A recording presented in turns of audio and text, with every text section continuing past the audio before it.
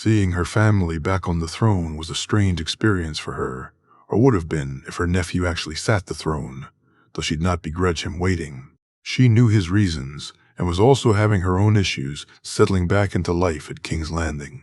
That she saw ghosts everywhere she walked, not helping her shake off the sadness that she felt at those she had left behind so many years earlier. Watching her nephew spar was like seeing Daemon or Aegor, Daeron, or even Brynden himself, especially when Jaehaerys wielded Dark Sister.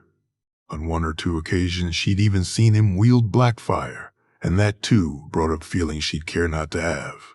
When he had told her what he wished to do with the mummer, a part of her had thought of Brynden and the Weeping Ridge, another Blackfire falling to House Targaryen, and only that this one deserved it far more than Daemon did.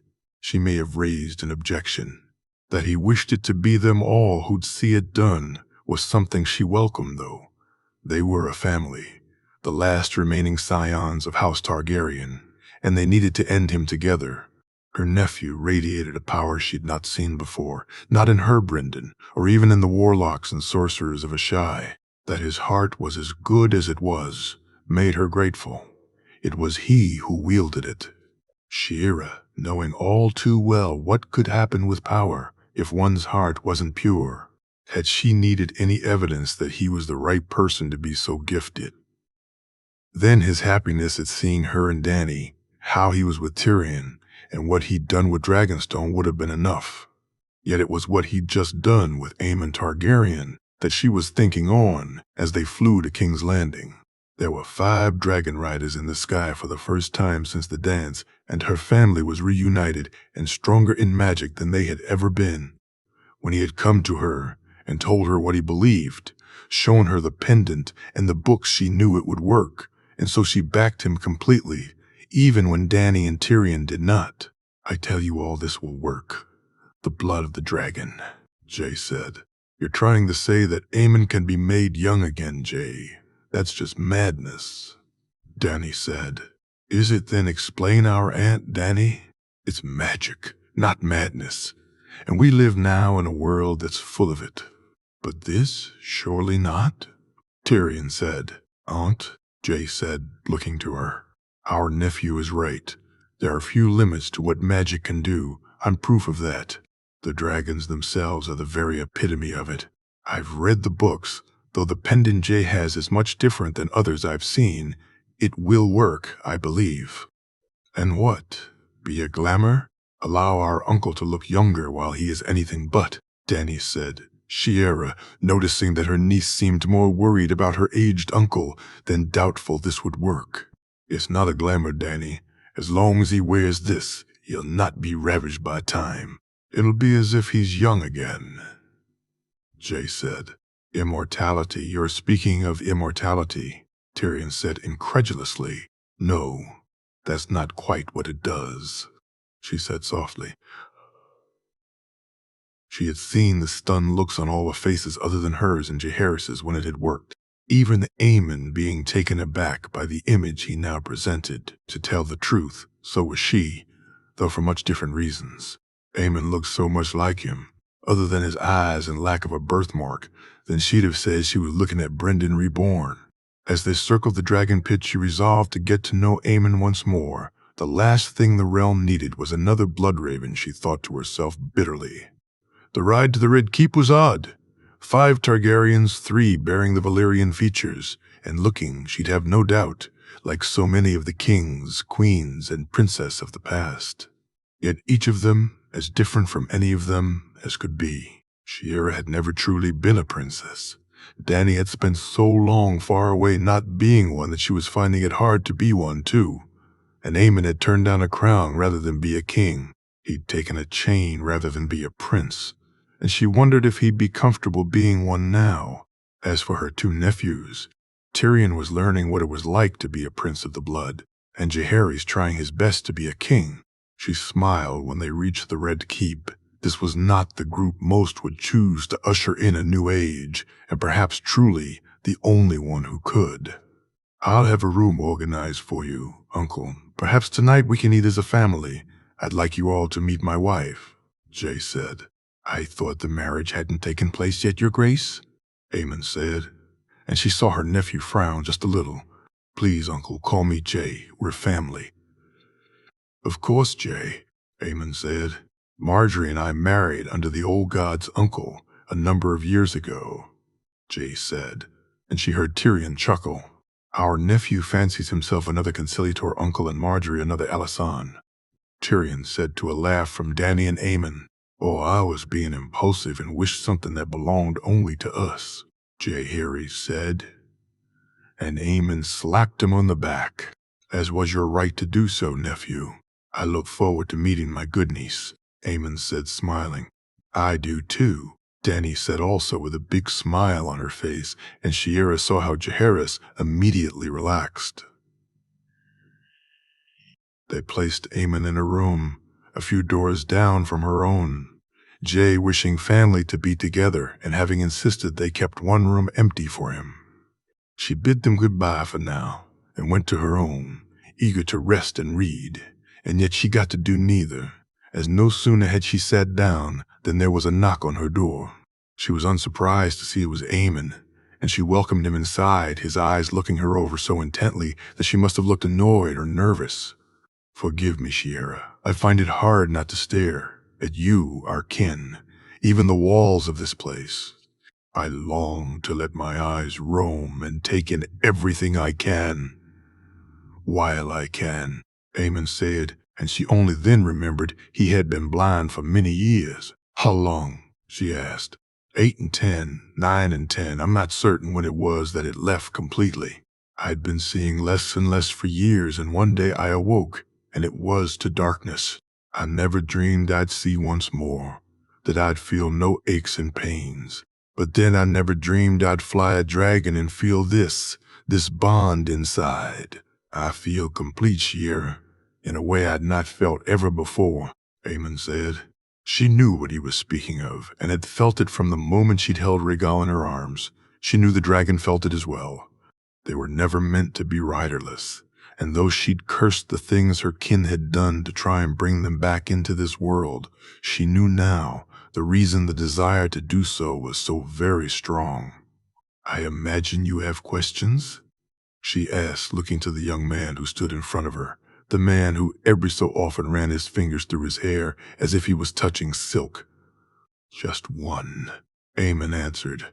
"For me, it's been almost 90 years, she said, touching the ruby as he gasped. "And you feel as I do, as if you were young once more?" "I've never felt any different, Aemon," she said. The truth was, she had not, from the moment she'd found it and realized its power, too.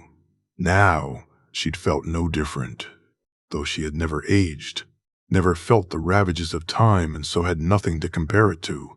She realized after a few moments. "You should ask Jay to show you the book, Daenerys' journal. The passage on the pendant is clear.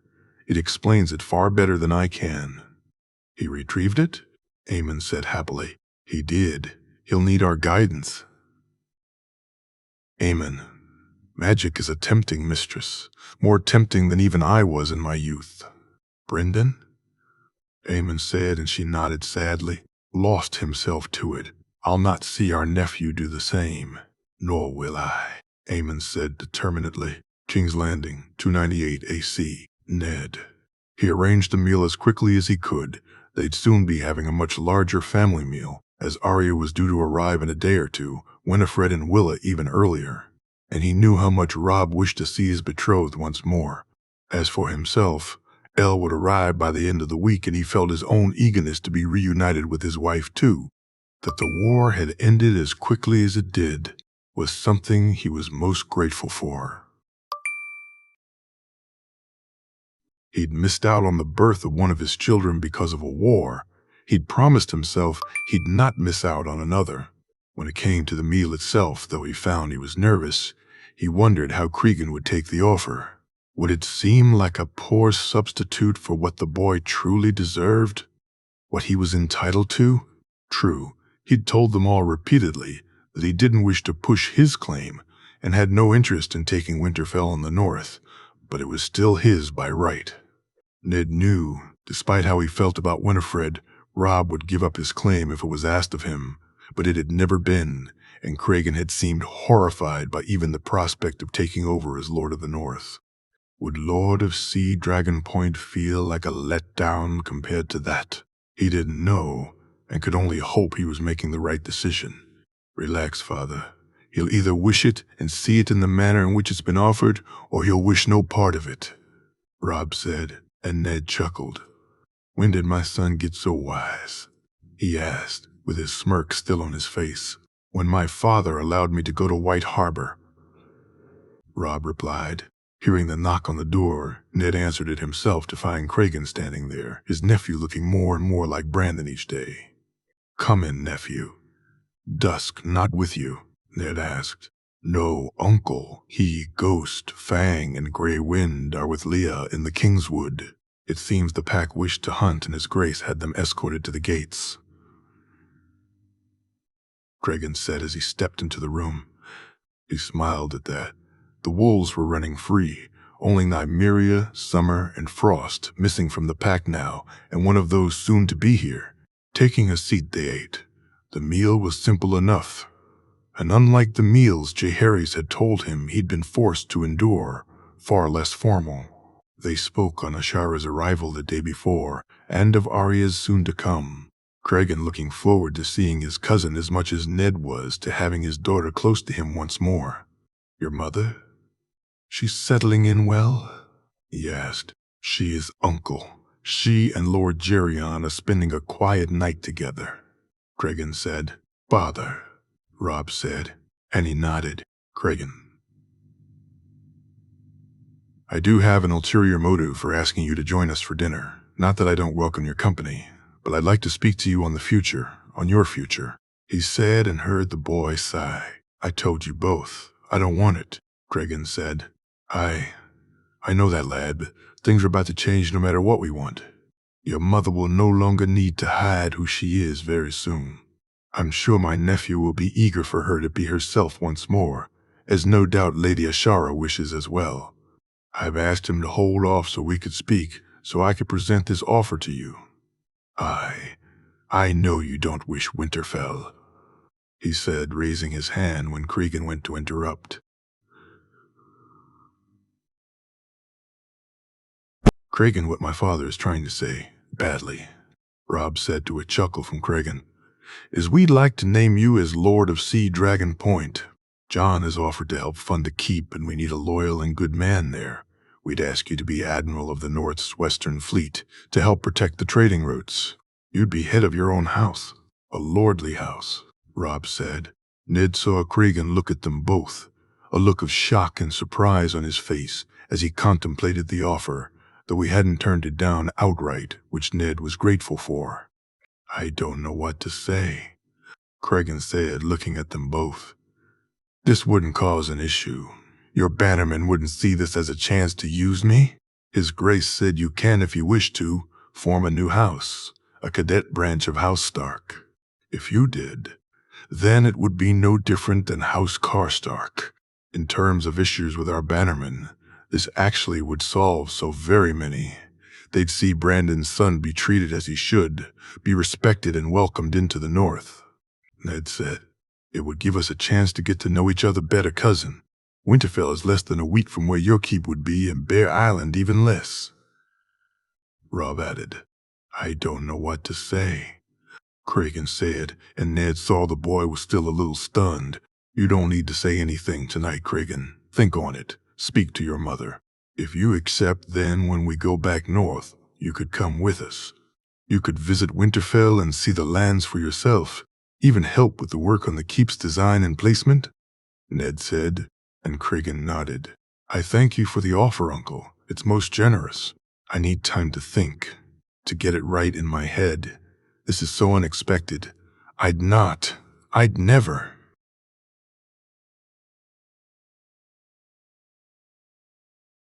That's quite all right, nephew, as I said. Think on it and let me know. When Kragan left that night, he felt that he may very well have done something right for once. He hoped he accepted both, because he liked to have his nephew close, and he had no other idea how to appease people about the truth of Brandon's son.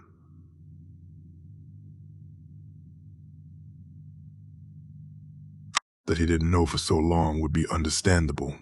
That once he did, he kept it to himself, even if it was for the right reasons. May not.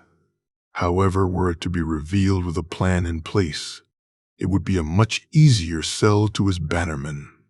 "I think he'll accept it, Father," Robb said. "I hope so, son." It took him 2 days, and Arya's arrival to do so, Cragen coming to him with his mother to say he was most grateful and that yes, he'd be Lord of Sea Dragon Point if the offer was still open. As for Arya herself, gods, it was like looking at Lyanna reborn, more so given the stories he'd heard about the attacks by the Ironborn and what she had done to Theon Greyjoy. Ned had needed to hold back Robb when he saw his former friend. If there had ever been a doubt about Lyanna being kidnapped and held against her will, if he'd ever thought she'd truly been raped, then what Arya had done would prove that impossible. "You are sure you're unhurt?" he said to her as they walked down the halls to the royal apartments. "Of course I am. Nymeria warned me, Father, and I used my knife," Arya said, and he stopped and hugged her once more, glad to feel her hug him back. "My wild she-wolf," he said, feeling and then seeing her smile.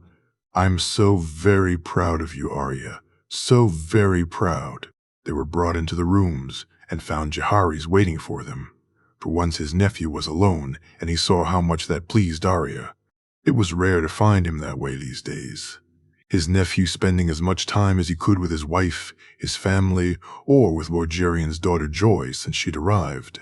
"Jon," Arya shouted, and he moved to correct her but never got the chance to. "Little wolf," Jaehaerys said as he swung her in the air. Arya's laughter and calling a king stupid, making Ned shake his head and grin warmly. King's Landing, 298 AC. Jaime. His fingers moved softly over her swollen belly. Daisy was asleep as he just looked at her and took her in before she woke. It was something he had spent most of the night doing, just staring at her, taking her in, and being happy that she was finally back in his arms. Seeing her and Joanna was such a relief, such a boon to his spirit, that he wondered how he'd managed to spend so much time apart from them, only to find it actually wasn't that much. All in all, he'd been apart for them for less than 6 moons. That's how long it had taken to win a throne and settle into his new life. A life they'd be a part of now. He'd had the Tower of the Hand almost completely redone, the rooms laid out far better, and he had furnished it better. He'd filled it with books, toys for Joanna, and training equipment for his wife, as he knew she'd wish to spar when she could. Jaime hadn't spared any coin, making it as comfortable as it possibly could be for his family. His soon-to-be growing family, he thought with a smile. He laughed when he felt the slap on his head, turning to see Daisy looking down at him. "Don't you have somewhere you need to be?" his wife said, rolling her eyes at him. "No, here is where I want to be," he said petulantly. "Jaime, you have arrangements to make, a king to crown, remember." "I don't want to meet with the fat man." Gods, the man drones on and on and on and on. His little barbed comments about whether his grace is truly faithful or how important the faith is irks me so, she said, doing her best to be reproachful. "The faith is the pillar of our society. Lord Hand, we must ensure that the crown and the faith are as one," he said, making her laugh as he did what he thought was a passable mummery of the man. "Yet it is up to the Lord Hand to see the arrangements are done," Daisy said. "Let Olenna handle it," he said, moving up beside her, snuggling close. "We better not. The faith already thinks Jay is a heathen. What will they think if his good grandmother murders the High Septon?" she said, and he burst out laughing. This was what he needed. His wife to give him a kick up his arse when he didn't wish to face the day. Joanna to make him smile when she played with her toys as he looked over dull paperwork. That when he looked down at his wife's swollen belly, the thoughts of a new babe would brighten even the darkest days when work bore down on him. "Fine, I'll do some of this work thing then," he said, kissing her as he got up from the bed. After dressing and looking in on Joanna, who was still asleep, he made his way to his office and looked over his day's work. Papers to sign, meetings to be held, and only one that he actually looked forward to. Still, he did as much as he could before the fat man arrived and then struggled through that meeting, reassuring him and telling him that the future queen would no doubt be seeking him out very soon in relation to the wedding. The issues over the coronation itself weren't that difficult to resolve. The High Septim were wishing to see that Jaime cared about the faith or that the queen did, rather than to moan too much about Jay's own lack of caring. Once he had gone, Jaime did some more work before stopping for lunch with Daisy and Joanna, finding Daisy's family and Tyrion joining them, which he appreciated. He was missing working with his brother, and while Tyrion helped out when he could, Jaime knew he was only killing time until he could travel to Dorne. He knew his brother had hoped Arianne would come to swear fealty, but with Oberyn already there, it was not to be, and it would be Tyrion going to Dorne before the wedding that would be the first time he'd get the chance to meet up with her, rather than earlier as he wished. "You're going to the small council meeting?" Tyrion asked as they walked down the halls. "Aye, what of you?" "Meeting with Dany and Aemon," Tyrion said, smiling. "It's good. With you and them?" he asked. "Aye, strange but good. Dany and I are. The trip to the wall brought us even closer. As for Aemon, I've never known a man with so much knowledge. I could sit listening to him discuss books for days," Tyrion said. "Have you spoken to Jerian?" "Aye, he's much better, brother, having Joy here. Ashara, too." Tyrion said, a note of longing in his voice that made it clear who he was thinking of. "When are you heading to Dorne?" he asked with a smirk. "I'm not after the coronation," Tyrion said when he caught him looking at him. "I wish her to come to the wedding." And Jay suggested perhaps a dragon ride would make it easier, Tyrion said. And Jaime nodded.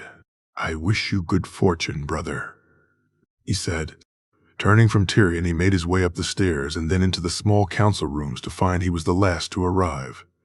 Jay, Marjorie, Olenna, and Sir Richard, along with Barristan and Oberyn, who seemed in a much happier mood since Ilaria arrived, already there waiting. "Really, Lord Hand, this is most tardy of you," Jay said with a smile. "Forgive me, your grace, but I was only following your lead," he said, watching as Olenna rolled her eyes. Jaime having said the very same thing to Jay the day before when he'd been so preoccupied with spending time with Joy that he'd kept them all waiting. "Well, please ensure it doesn't happen again. Lord Hand, tardiness is apparently a serious thing," Jay said as he took his seat.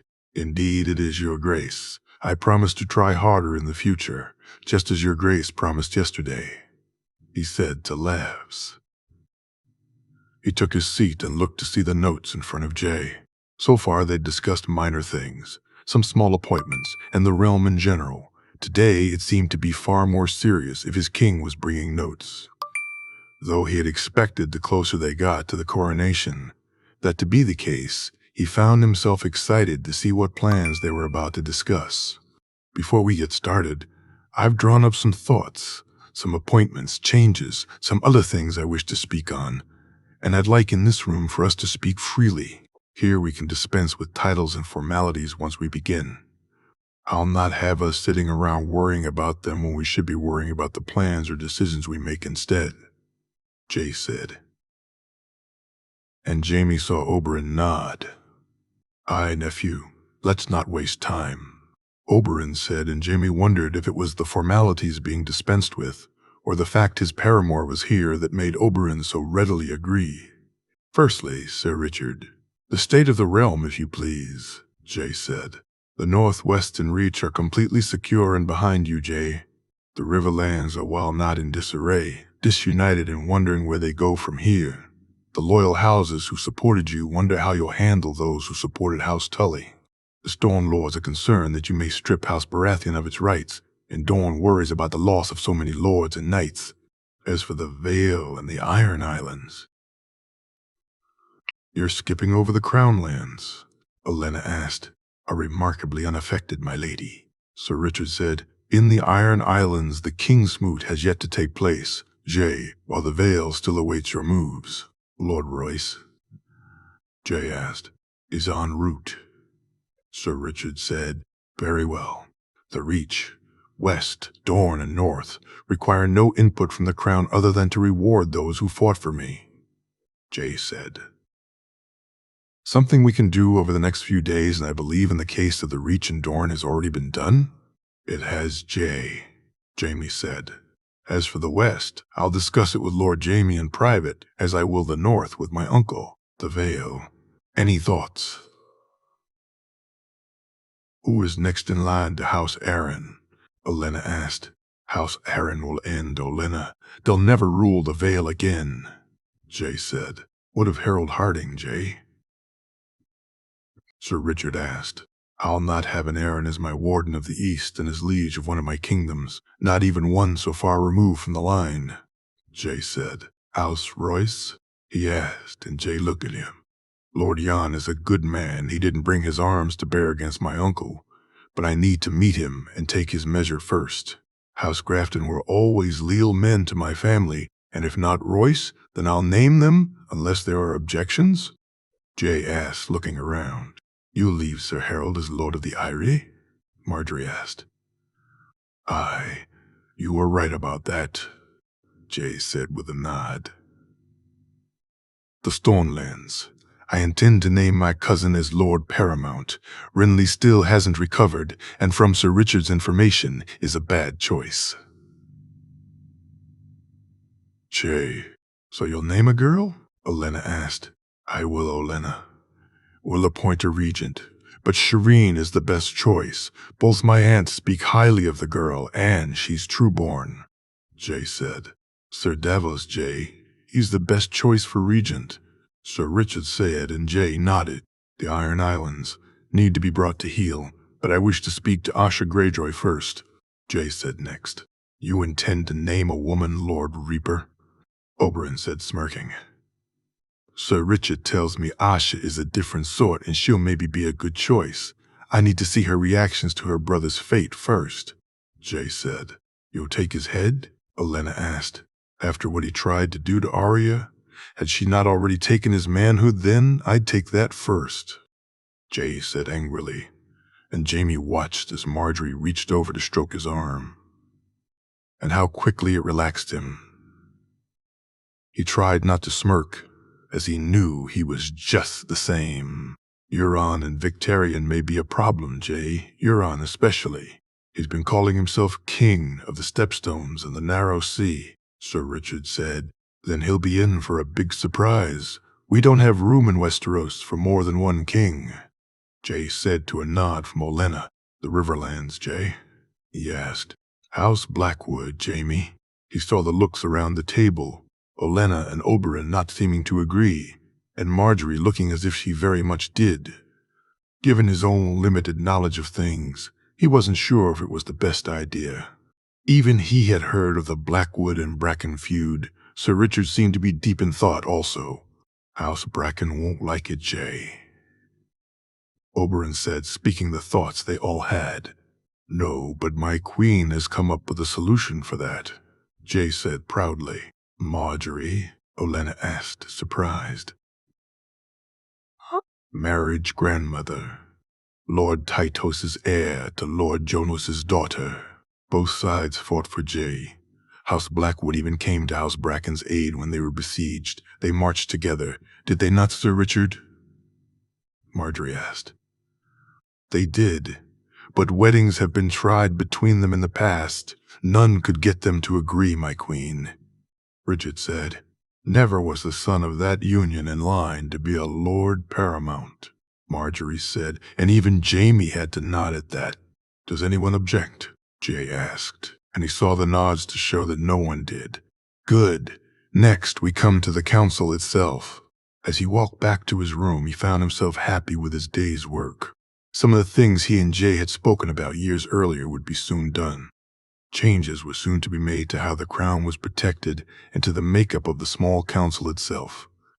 That some of his suggestions had been turned down only made him happier. Jay taking his advice, Oberyn's, Olenna's, and especially Marjorie's, and yet mainly, It was his own choices that he was following through on. It was the best of both worlds, a king with a plan, a vision for the future, but one who would listen and consider other, better ideas. One who was not afraid to admit he was wrong and that others knew better, and yet one who also was not going to be pressured into going against what was right or what he thought was best. They'd spoken about not killing Theon Greyjoy near the end of their meeting. Jaime, despite his own feelings on the man, had actually come to change his mind at the end. His role as hand-trumping, his role as a father and husband. Would it not be for the best to let Theon live, maybe allow him to take the black? He asked as the meeting was coming to an end. Why? Marjorie asked, annoyed at the thoughts of a wannabe rapist going somewhat free, something he agreed with her on, but politics sometimes demanded another way. We could more easily manage his sister if he lived. He said, no, Greyjoy dies, and before you ask, I do have personal reasons to see him dead. It was my little sister he tried to rape. Even were it not, I'd still see him lose his head. Any man who seeks to harm a woman that way should know the punishment they face. Losing their manhood is not enough. The wall is not enough. Ask any woman and I wager they'd say the same, Jaime. Yet Greyjoy's crimes are even more than simply that. He was hostage to his father's good behavior, and he stole himself away. Not content with that, he participated in an attack on those very lands. His imprisonment was mainly to guarantee against. As he entered his rooms and heard his wife laughing with Joanna, he felt eager both for the night to come and the morrow. Finally, he was beginning to enjoy his work. King's Landing, 298 AC, Sansa. The Red Keep was a much different place when you stayed in it rather than just visited, and she found she much preferred the former, though she was still getting used to the extra guards that were around and the 4 that had been assigned to her by her brother, John, explaining to her that she needed to be seen with the black and red cloaks of the Royal Guard from now on. That her brother was king was something she was having difficulty getting used to. Not that he had not been so for some time, but that he was all but officially now the king meant she, like others, faced a period of adjustment. Protocols, propriety, having to address him a different way in public was hard enough, especially as she was still trying to come to terms with getting used to calling him Jay rather than John, and not doing so as well she should. Her brother, noticing her struggle, had simply told her to call him brother, just as he still referred to her as his little sister, and though she tried, it was still mostly the name she fell back on. Tonight, though, she'd be meeting his family, his other family, and she was nervous about that too. She'd seen Daenerys and Shiera only briefly since she'd arrived and hadn't spoken to them yet. Not out of any hesitation on her part or theirs, but mainly because they'd all been too busy to be formally introduced. Tonight, though, she and Marjorie would be officially introduced to Jay's other's family, and she felt her nerves rise up once more. Would they like her? And if they did not, would it somehow change things between her and John? She doubted it would, but a small voice at the back of her head wouldn't be quietened. "Are you ready?" she heard Marjorie say, and she was glad her friend had come to her to walk to the private dining rooms rather than allow her go alone. She had thought Marjorie would go with Jay, but instead had been relieved when she found out she would join her instead. "Aye," she said shakily. "Don't be nervous," Marjorie said, looking at her and taking her hand. "How are you not?" she asked to a grin from Marjorie. "Because I know Jay, he seems happy with having them here, Sansa. Do you think he'd be so if they were terrible, horrible people?" "No," she said, relaxing somewhat. "No," Marjorie said, smiling. As they walked, Marjorie told her more of Willis's appointment. It was something she was so proud of him for, and Marjorie was too given how she spoke. He deserved a seat on the small council, more so than any to her mind, though she had at first worried that it would mean she'd not see him from now on. Something she had worried about with Marjorie as well. The idea of being in Highgarden without them both, not one she cared for. Though Jay had told her that she could if she wished to do her fostering here, and were that not enough, Marjorie had then asked and she'd accepted to be one of her ladies-in-waiting.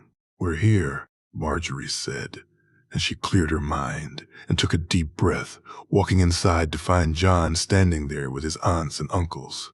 If she had thought that the brief views of the Targaryens she'd had may have done them justice, it was clear now she had been so very wrong. They were beautiful, truly beautiful, compared to Jon's aunts. She looked like a silly, ugly little girl. Their silver hair, Daenerys' violet eyes, Shiera's mismatched ones that were so like Tyrion's, though looked so very different on her face. As for Aemon, though Marjorie had explained it somewhat, it still made no sense.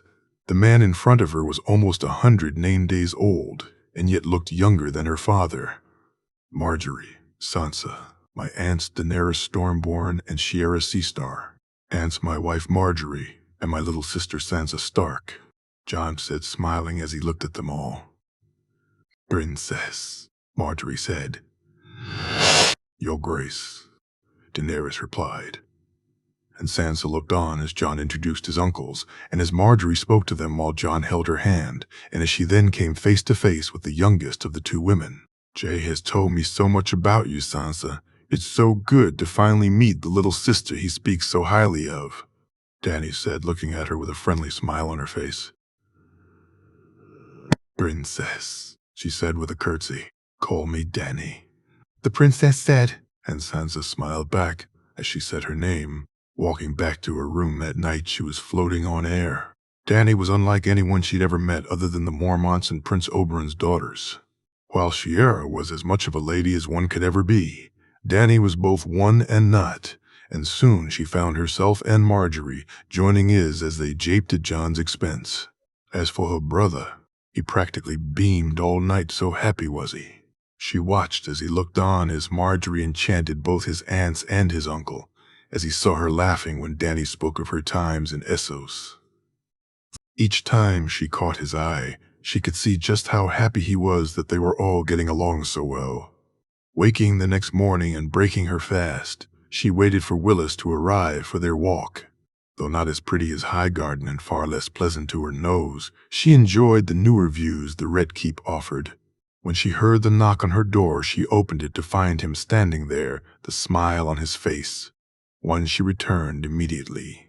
Fang had returned from her hunt, but Nymeria's arrival had led them back to the Kingswood, Sansa feeling the wolves' own eagerness to spend time with those they cared for. My lady, shall we? Willis said as Sansa took his arm and readied to do the same. King's Landing. 298 AC. The crowning of a king, Marjorie. Meeting Jay's family had been far less nerve-wracking than it should have been. She wondered, though, if that was because she had no doubt of how he felt about her, and so she didn't worry, or was it that she knew they'd turn out to be people she'd like? She knew how Jay felt, how he was with the other side of his family, and they with him, and even how he was with her own. So meeting them, and knowing he cared for them, a part of her suspected they'd turn out to be just the same as the Starks, and despite their obvious physical differences they had. She looked forward to getting to know them better, though she was a little nervous about Daenerys being named as the Princess of Dragonstone. Not so much about the woman herself, Jay's aunt leaving her in no doubt of her loyalty to him.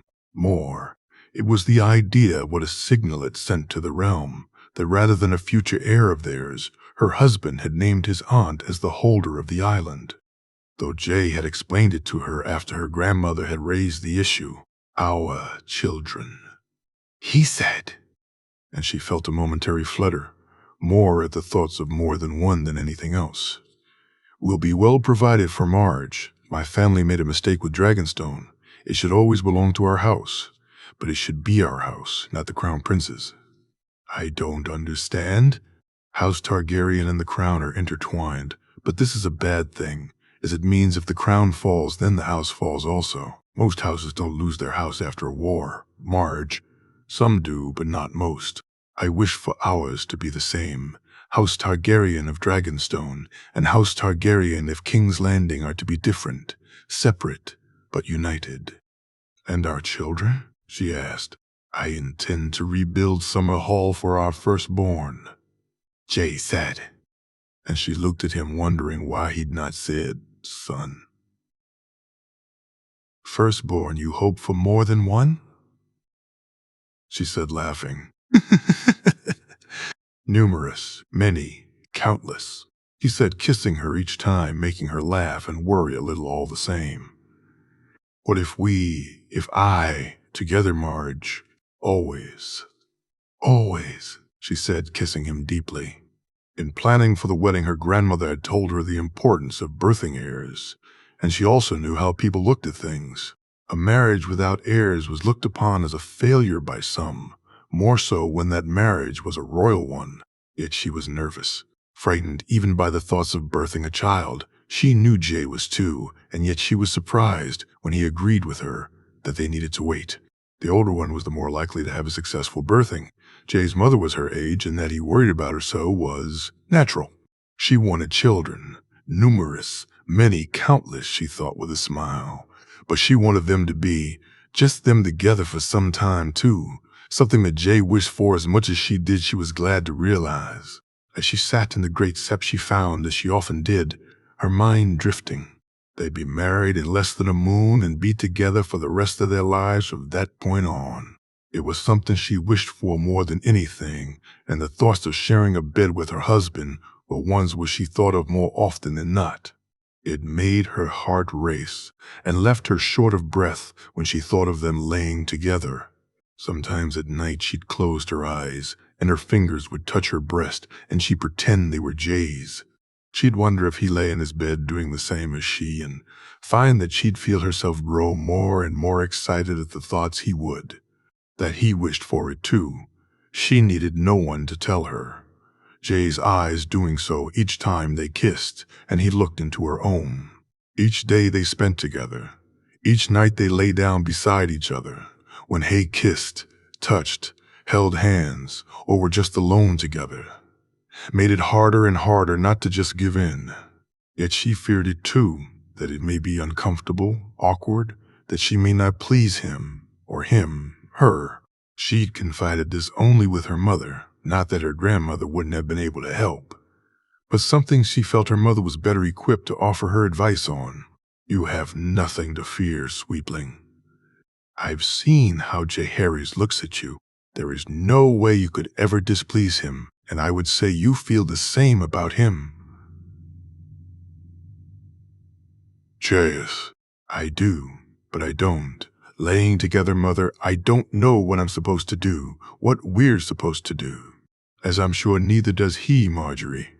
Despite what some may tell you, it's better that way. You'll learn together, enjoy together, and yes, at times fail to enjoy together. But I've no doubt you'll find my pleasure in your husband's arms and he in yours. She'd been given a book by her mother on what to expect, and the thoughts of doing any of that with Jay made her sweat a little and brought those flutters back. Some days she'd find herself looking at him and wondering if he had a little book of his own.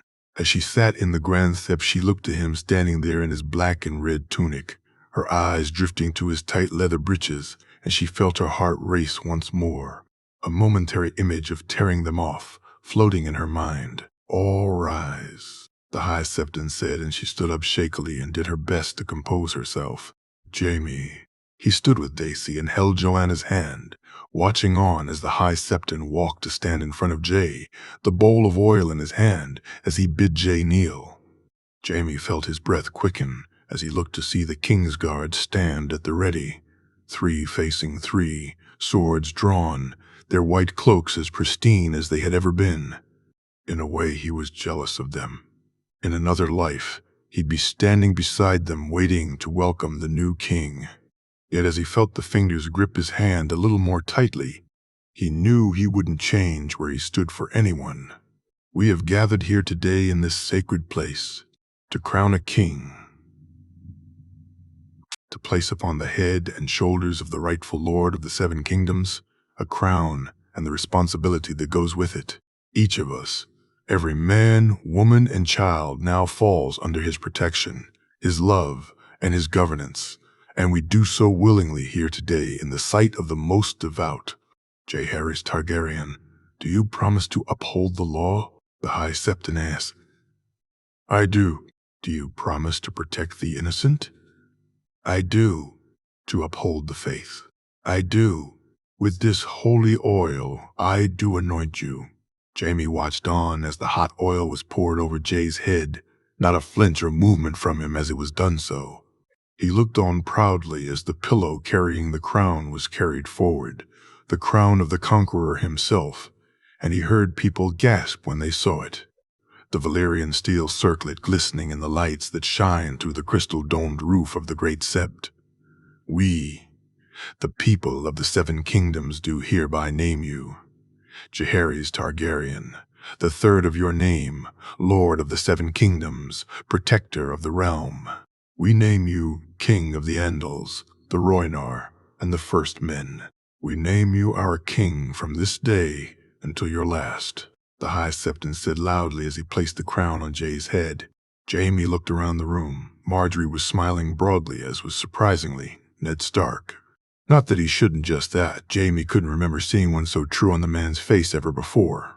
Jay's sisters, Sansa, Arya, and Joy, all wore the same smiles, and that he thought of his cousin as truly as he did his own showed just what kind of a king the realm was lucky enough to be getting. He could see Northmen look on proudly, men of the West just as much, and his own family the happiest of them all. Jenna smiling, and even Kevin doing likewise, while Jerian looked to be on the verge of crying happy tears. Prince Oberyn and Ilaria stood ready to cheer, their girls beside them, and when he looked over to see Tyrion standing with the 3 Targaryens, he felt a momentary pang.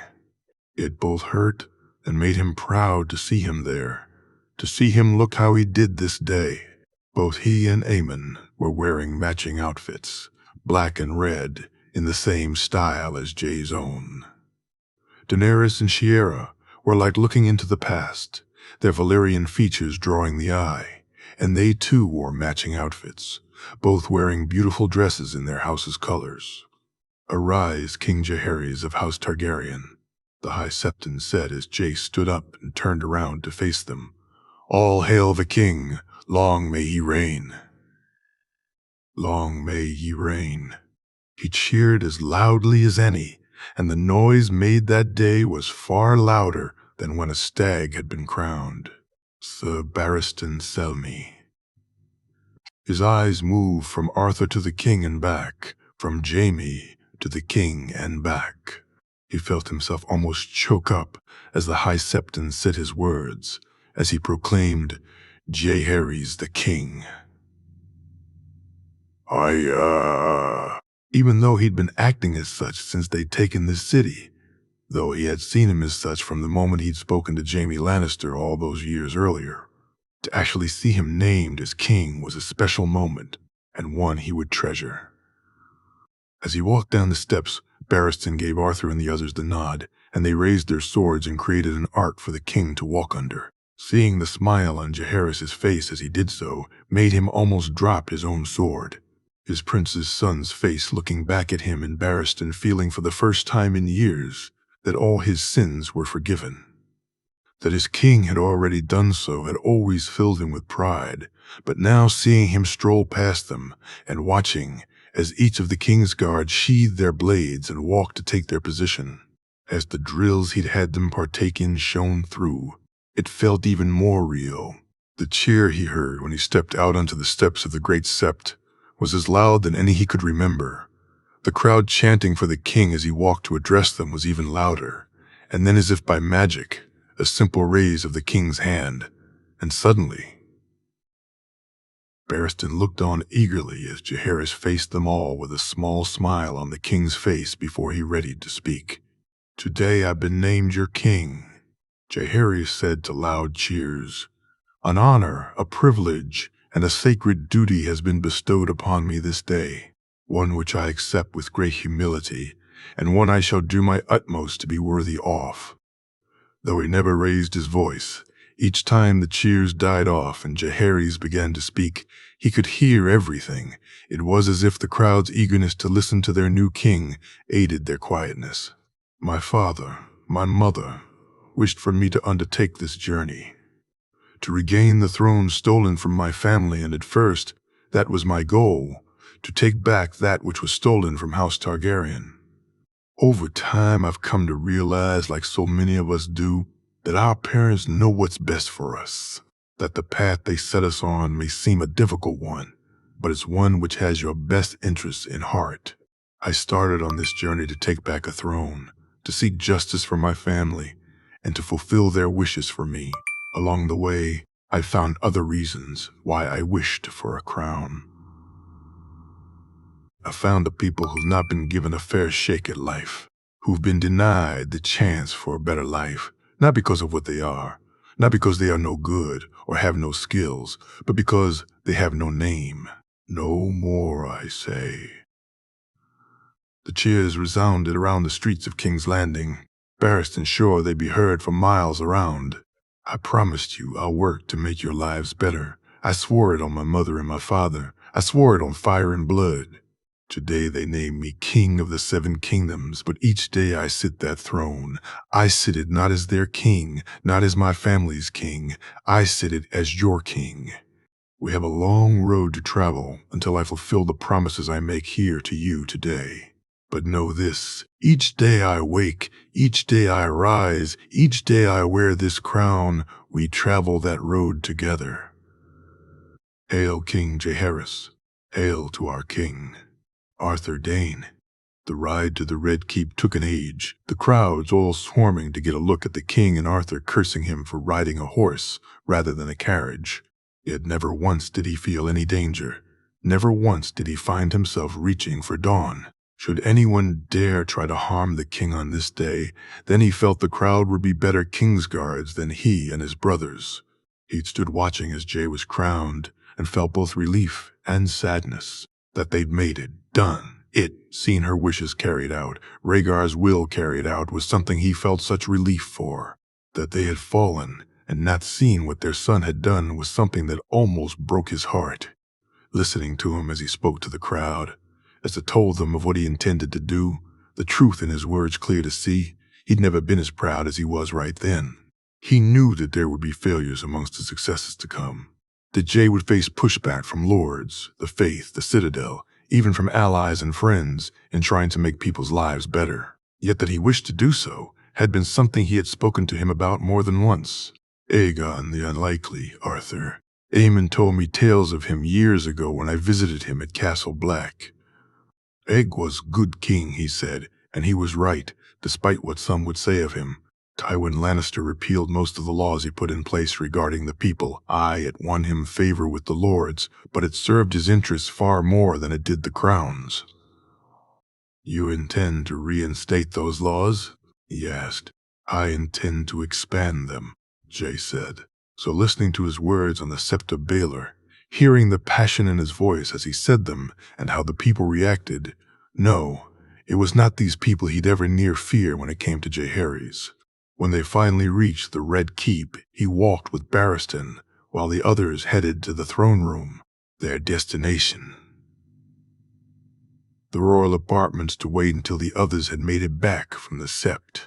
He could sense as they walked that despite the firmness of his words and the purposeful steps he took, Jaehaerys was nervous too. Given what he was about to do, he could certainly forgive that. He'd not sat the throne since they'd taken it, waiting for this day until he did. Now the time had come, and he and Barristan looked on as Jay paced the room waiting to be called. Arthur chuckled when Jay looked to him, knowing that look all too well. No, your grace, we can't go for a spar, he said, and Jay laughed loudly. I know, though I wish I could today. Do you think it went well? He asked, and for one of the few times since he'd served him, he saw the boy he truly was, 5 and 10 years old, and yet now responsible for millions of people and 7 kingdoms. Very well, your grace. Is that not true, Sir Barristan? Aye, it is. Never before have I seen such a reception, your grace, Barristan said, and Arthur saw the brief exhalation of breath from Jay when the bold spoke. He heard the knock on the door and walked over to find Tommen standing there, the squire telling them all was ready. It's time, your grace, he said, and saw Jay nod. They walked from the room, and the steps Jay took were even firmer now, the walk seeming to take no time at all, and then the doors were opened, and the king was announced. His Grace, King Jaehaerys Targaryen, the third of his name, King of the Andals, Roninar and the First Men, Lord of the Seven Kingdoms, protector of the realm." The herald called out, and Jay walked into the room. Inside, the great and the good of the realm looked on. Men took a knee, and women went into deep curtsies. His brothers surrounded the throne. Two stood facing on each of the steps, and he and Barristan took up their own positions either side of the throne itself. Then Jay walked the steps and turned to face the room before finally sitting down. "Long live the king," the herald shouted as men rose and women stood straight. "Long live the king." The room shouted as one. King's Landing. 298 AC. Jaehaerys Targaryen. The night of his coronation was a huge feast, and Jay sat at the high table with Marjorie beside him. The Tyrells, Lannisters, Starks, Oberyn, and finally his own family given pride of place. It was hard not having everyone sit there with them, and he looked out as Sansa, Arya, and Joy, and Robb and others who sat at lower tables with regret. But his extended family was so large now that there simply weren't enough seats for everyone, and so Jaime and Daisy represented House Lannister, Mace, Allery, and Olenna represented House Tyrell, along with Marjorie. Oberyn and Ellaria, his uncle Ned, and finally Tyrion, Dany, Shiera, and Aemon filling out the last positions. He knew there would. Those in the room who took issue with Ellaria sitting with a king, and yet he cared not. His aunt wouldn't be looked down on by anyone in his presence, and he could see both how happy it made Oberyn and her own pride in sitting there. As for the meal itself, it was as extravagant as he feared, and he was happy when it was done. Sending plates down to each of the tables and making sure everyone was treated as respectfully as possible was a new experience for him. The raising of a glass to acknowledge someone, or making eye contact with as many people as possible, to making it more of a chore than a celebration. "You look so uncomfortable," Marjorie said quietly. "I didn't know dinner could be this much work." He responded through a put-upon smile. "So I take it we won't have as many feasts as Robert had then?" she said, covering up her words with a chuckle. "Gods, no, unless, should we?" he asked, and she shook her head. "No, let's keep it to the ones we must," she said to his relief. Once the dishes were sent and the meal finished, it did at least give him something to smile about. Asking Marjorie to dance and being able to do so without anyone thinking there was anything wrong with it being the cause for that. So much so that halfway through the dance he was smiling so broadly and truly that Marjorie couldn't help but comment. "Now you look happy," she said, smiling at him. "Oh, more than happy, my love. I was just thinking." "Of?" she asked. "Old Town," he said, surprising her and having her look at him in confusion for a moment before she remembered. "When we couldn't dance," she said, leaning into him. One day we'd be able to without anyone ever thinking it was wrong for us to do so," he said as she looked at him. He felt her lips on his cheek, a soft, almost brushing of them as she kissed him.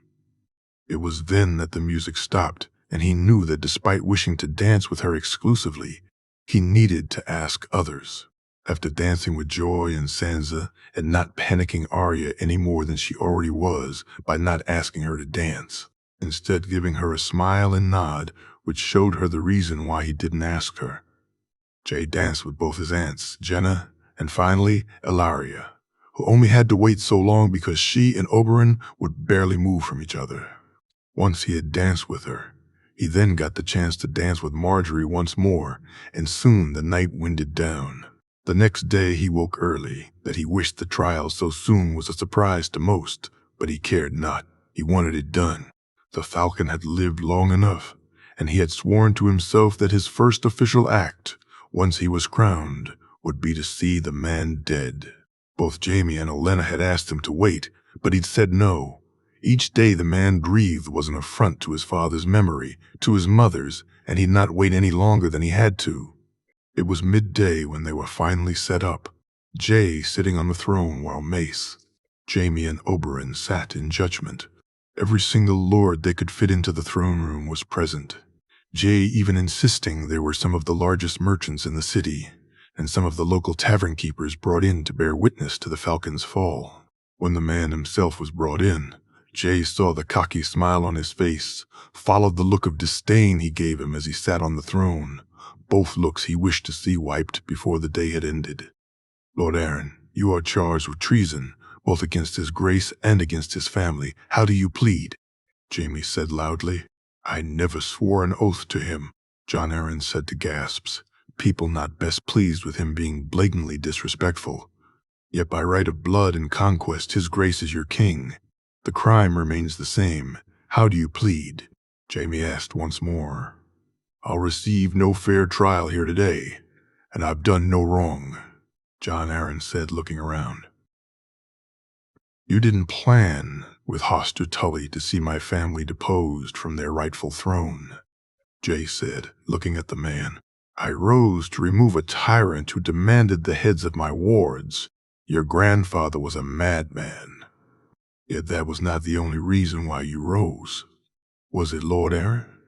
How long had you been planning to place Robert Baratheon on the throne?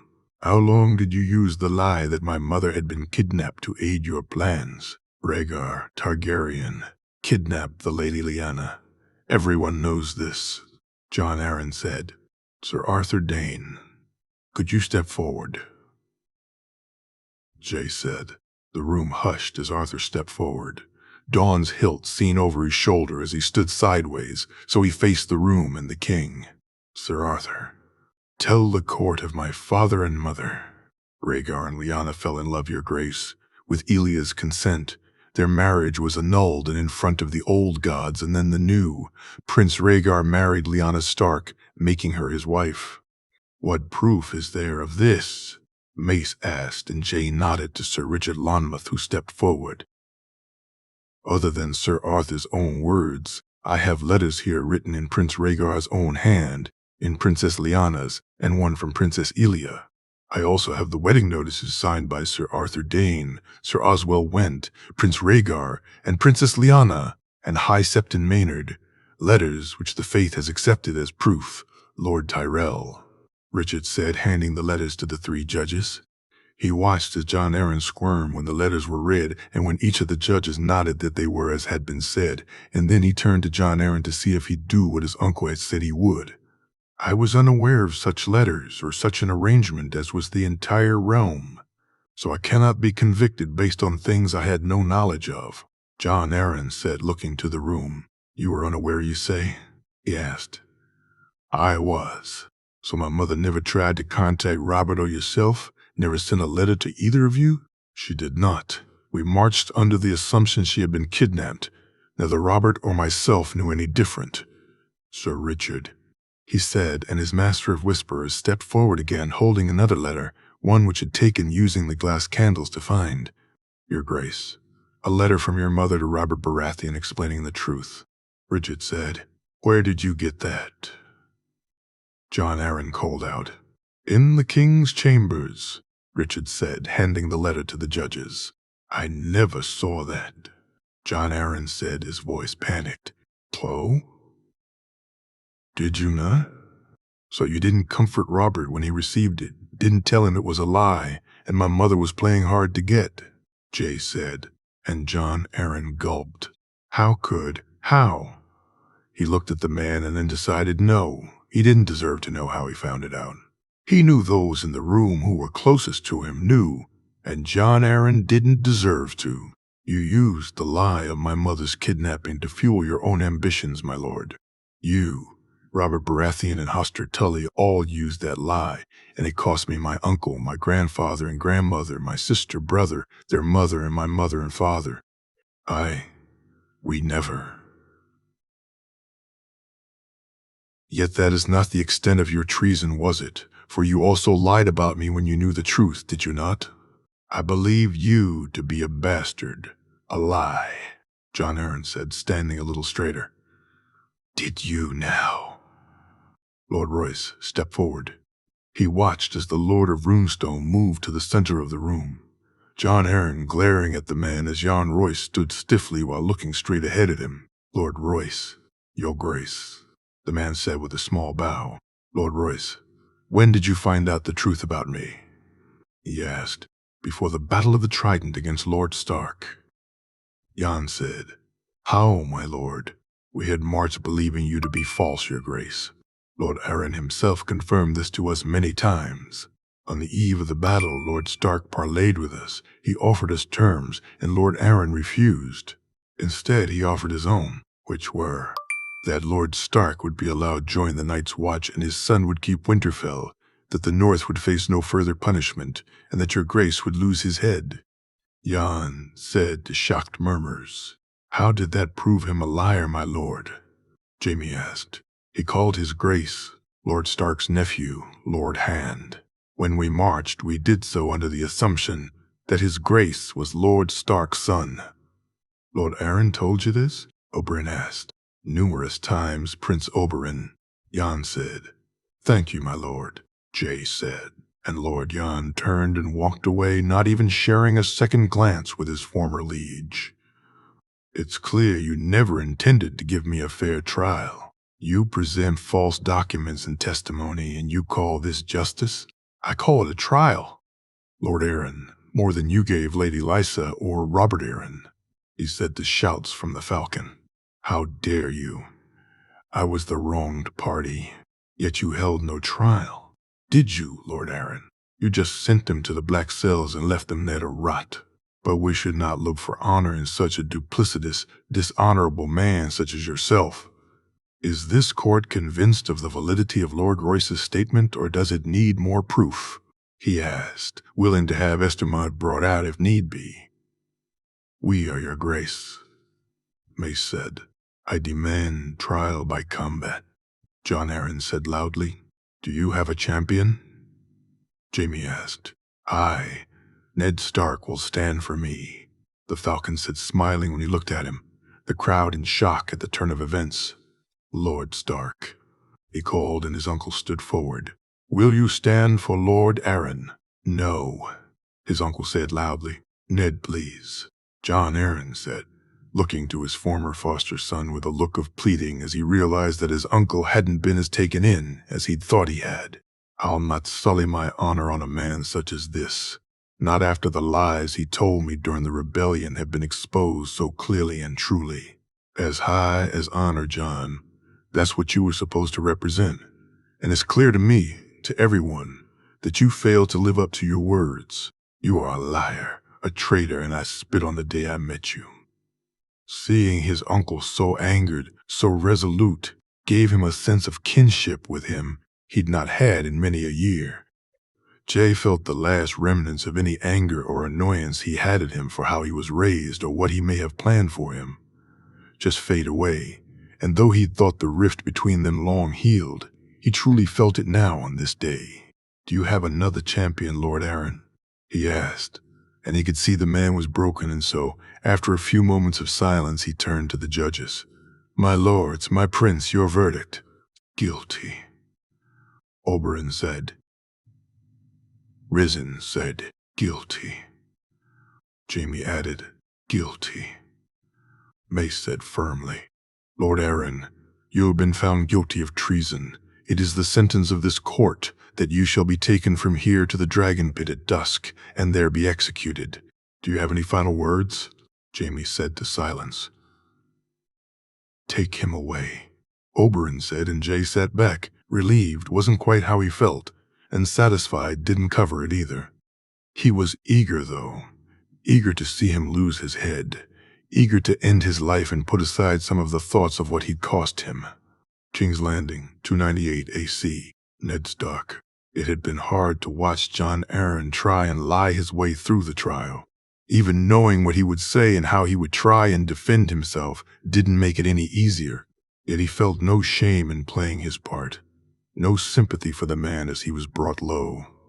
The evidence against him was overwhelming and damning, and Ned felt if ever there was a man who deserved death, then it was his former mentor.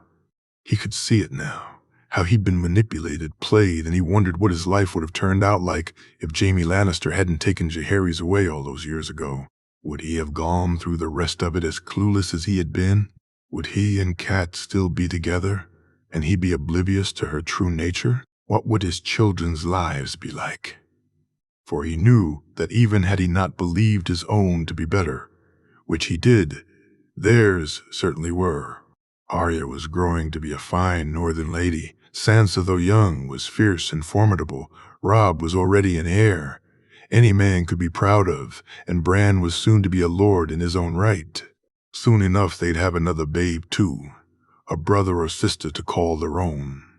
And he wondered, would that have been possible if he'd kept his head buried in the sand? No, he doubted it would, and while being classless had its benefits, he'd not change his life for anything. "Father, why are they holding the execution so quickly?" Robb asked as they rode to the dragon pit. "Our way is the old way, Robb. The man who passes the sentence must swing the sword, and once a man's been found guilty, then he shouldn't see another dawn. His crimes must be answered the day the sentence is reached," Ned said, and Robb nodded. "Will Jay do this himself?" Robb asked, and Ned shook his head. "No, the king uses the king's justice for such things," he said. And Robb nodded. Neither Sansa nor El wished to be at the execution. Arya, though, demanded it, saying the man had cost her family as much as he had. Jay and Ned felt so very proud of her for saying so. That he wished his daughter not to be a part of this was a fleeting thought. Were she his son, and this in the north, he'd ask her to witness it. So why should it be different that she was his daughter and this was the south? As they reached the dragon pit, he was amazed how full it was. Whether it was his nephew or those who followed his orders, they seemed to have a knack for spectacle. Though given how the small folk had reacted when Jaehaerys had been crowned, he wouldn't be surprised if it took no organizing at all to get this crowd to come out to see a traitor lose his head. Watching her son sit the throne, seeing him wear the crown, and even during the trail, watching and listening as he spoke, he knew Lyanna was right. Jaehaerys was born to be the king, and anything less for him would have been an insult to his sister's memory. Hearing Arya's excited squeal, he looked up as the 5 dragons flew over the dragon pit. To say it was an impressive sight would be an understatement, and he wondered if others were as awed as he. They were shown to their seats, and he looked to see where Jaehaerys was, only to find he couldn't see him anywhere. Before he had time to wonder about it, he saw the northern lords look to him and heard Jaime Lannister speak. "My lords, ladies, good men and women of King's Landing in Westeros, earlier today, Jon Arryn was found guilty of treason. By order of King Jaehaerys, the third of his name, King of the Andals, Rhoynar and First Men, Lord of the 7 Kingdoms and Protector of the Realm, he was sentenced to die, and his grace asks you all to witness what fate awaits traitors," Jaime said. Ned looked on as Jon Arryn was led out to the wooden block in the middle of the dragon pit, and he watched his people move forward in their seats. He, like the others, was surprised to see Jaehaerys and the Kingsguard walk towards them, and then he felt the hush of the crowd as his nephew turned to speak. "This man is as responsible as any for the deaths of my family. For Brandon Stark, for Rickard Stark, for Rhaella Targaryen, for Rhaenys Targaryen, for Aegon Targaryen, and for Elia Martell." He saw Jay struggle a little and compose himself before he continued. "For Rhaegar Targaryen, and for Lyanna Targaryen. Their blood is on his hands, and though it brings me no respite for their loss, nothing ever could. It is in their names, and in the name of justice and not vengeance, that Jon Arryn will lose his head here today." He heard the gasp when Jaehaerys pulled Blackfyre from his back, and then when Jon Arryn was placed over the block. The crowd, realizing that the king's justice would be served by the king himself, and Ned, looking to see the Greatjon, Mage and Jorah, Howland and Domeric, the Glovers, Karstarks and Robb, and Arya all looking on with approval in their eyes. "Our way is the old way," Robb said softly beside him. Ned looked out as Jaehaerys took his position behind Jon Arryn. This man he had once been proud to call his foster father, who he had once looked up to as the epitome of all that was honorable and good, and who had been a mummer. He felt nothing when Jay raised the sword, and that it was clean was far more than the man deserved as he watched when his head was removed. He didn't feel sadness, nor regret at his passing, nor did he feel avenged. Instead, just as Jaehaerys had said, he felt justice had been served. Waiting back in Casterly Rock had been hard. She had wished for news and had been brushed off and told all was well each time she'd asked for any. True, she was a child, and perhaps too young to be told it all, but that's all she wished for. To know that her father was unharmed, that Cregan and Jaime, that Tyrion was unharmed, and to know that Jon was unharmed. She and Balerion would cuddle up at night and she'd offer prayers to the Seven. Joy would ask them to protect the people she loved and cared about. Then she'd wait for news, and yet each day they'd treat her like a child and tell her all was well. When the news came that it was all over, she had rushed to the Sept and offered up her thanks to the Mother for protecting them all. It was a new thing for her to really spend any time in the Sept, and she at first hated it. But the longer the news was kept from her, the more she found herself inside lighting candles and offering up prayers. Each day since she found out that it was over felt almost as long as the days they'd all been away, though at least these days were spent with the knowledge that her family was safe. The night before they were due to set off for King's Landing, Ashara came to give her news she'd not been expecting. She was to be allowed to take apples with her. She had been so excited by that, the idea of being able to ride apples with Jon and Winter once again, to see new lands while they raced across them. Though she felt sad that Balerion wouldn't be coming with them. Joy knew little about Balerion's time in King's Landing, only that Jon had told her that he didn't like it much there, and that it had something to do with Jon's other sister, Rhaenys. "I'm sorry, Bellan, to leave you alone. I'll come home as soon as I can, I promise," she said to him, as he snuggled up beside her the night before they left. The next morning, though Balerion wished to come, he wouldn't leave her alone, and she smiled at that, happy to have him with her on the journey and in King's Landing once they got there. As they got closer, though things started making her nervous, little thoughts of Jon based on what Jenna would say to her. How she'd tell her that she needed to behave much differently once they arrived, making Joy almost wish he'd never gone for the Iron Throne. "Joy, I know how you wish to be with Jon, but things are different now. You, cannot act how you do." "Why?" she asked, trying not to sound annoyed. "Because Jon is the king now. People must act around him as if he's the king." "Remember how you had to act around King Robert?" Jenna said. "Jon is nothing like that fat king," she said, shaking her head. "I know, sweetling, but he is the king all the same, and you must act the perfect lady that you are when you're with him." "Always?" she asked, almost shocked by the idea. "Mainly when you're in public. In private, you may be allowed to be more yourself." That was at least something she thought.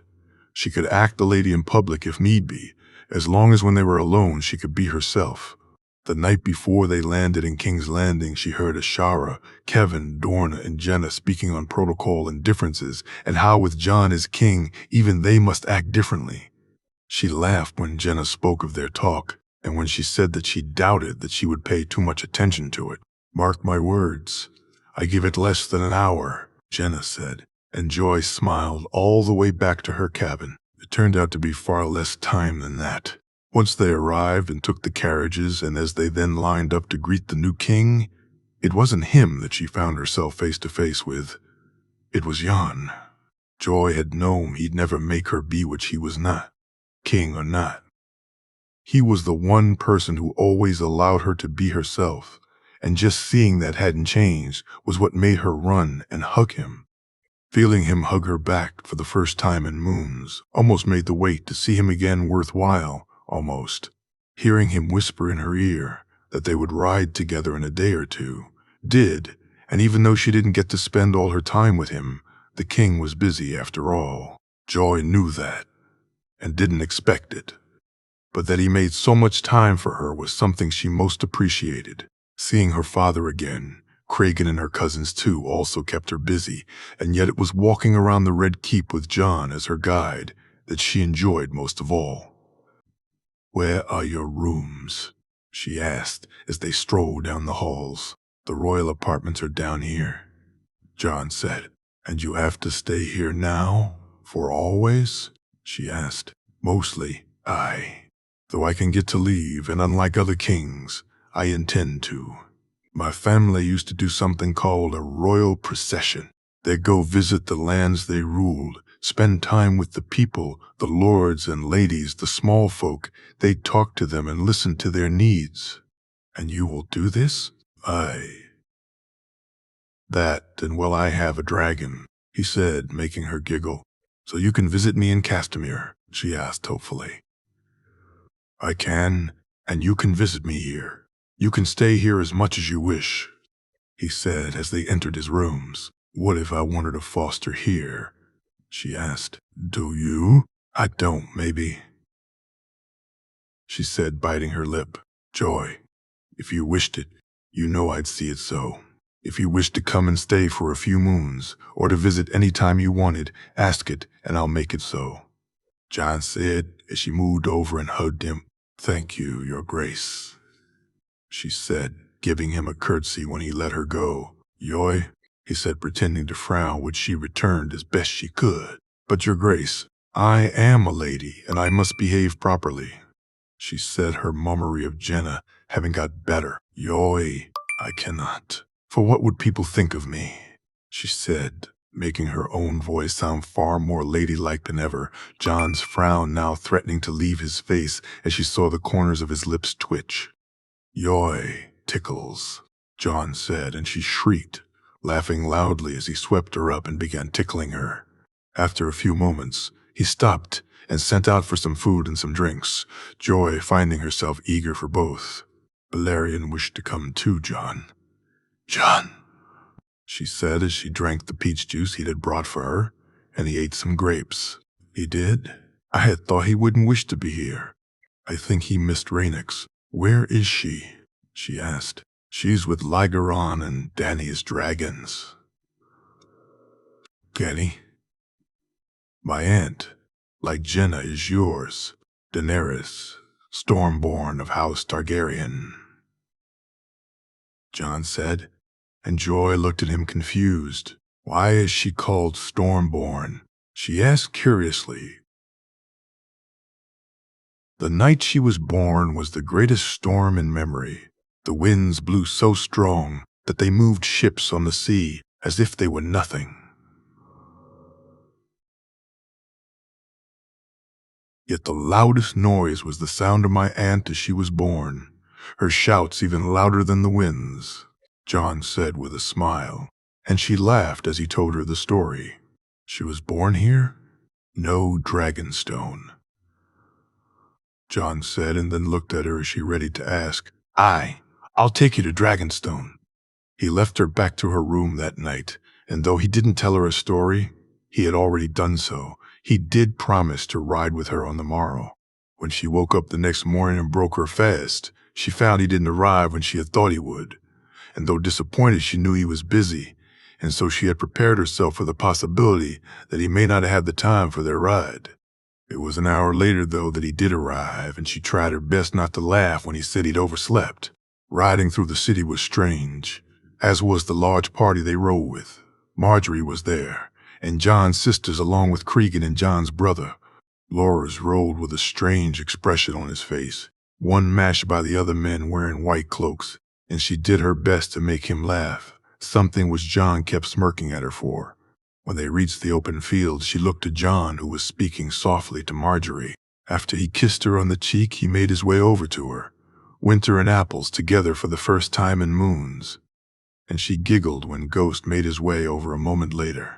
Joy, race, John said, and then they were off. Not even the shouts of Your Grace from the men in white cloaks was enough to stop them as they rode fast, her laughter ringing out as she edged in front. And though she lost, she had been closer to winning truly than she had ever been. Not that she cared. Instead, just doing this, riding here, being with her brother, for that's what John had always been. This was the greatest victory of all. King's Landing, 298 AC. Jaime. Any man fool enough to think that with his sisters here, Jay would act kingly all the time really knew nothing. Luckily, though, The small council was filled with anything but foolish men, and today they'd be welcoming more members. He sat in the king's rooms, listening as Jay told him about going to Dragonstone with Joy and Arya when he could, as he spoke of taking Marjorie there as soon as he was able, and he found himself thinking on Rhaegar. His prince had always wished to be away from King's Landing, though for much different reasons, of course, and it seems his son had inherited a bit of that in his too. It's why he had been so surprised when he was told that he intended to make Daenerys the Princess of Dragonstone, and that was raising the seat to a great house in its own right. Increased lands, a larger force, a section of the fleet to be controlled by House Targaryen itself, rather than by the crown. Had it not been for Tyrion explaining it to him, then he'd not have understood it. And even after he had, Jaime still didn't fully see the benefits, only the problems.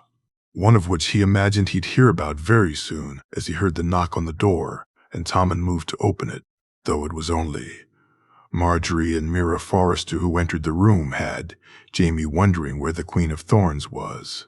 Is his grace not ready? Marjorie asked, looking around to see where Jay was. I believe he's having trouble with his new clothing, Your Grace, Jaime said, though not yet officially a queen. All who knew of the marriage addressed her as such in private. Why are there so many damn buttons? Jay said, walking from his rooms, the dress coat still unfastened, and both he and Marjorie chuckled when they saw him. Here, let me, Marjorie said, and he watched as she closed up the coat. Jay staring at her all the time, and he found himself glad the wedding was to be soon, given how they looked at each other. He doubted they could wait much longer to be together. Once it was done, both Jay and Marjorie took their seats, Jay behind his desk and Marjorie a little to the side. He then took his own, and Tommen and Mira took up their own positions. He watched as Jay moved the parchment and paper to Marjorie and bid her sign them, her name to be written under the king's own on the appointment papers. Lord Wyman was the first to enter, Jay saying he wished to have the Lord of White Harbor as part of their council, and Jaime most pleased with that. Your Grace, Wyman said, bowing as Tommen let him in. Please, my lord, take a seat. Help yourself to some food or wine if you wish. Jay said, and the Lord of White Harbor, who was never one to turn down such an offer, did as he was bid. Thank you, Your Grace.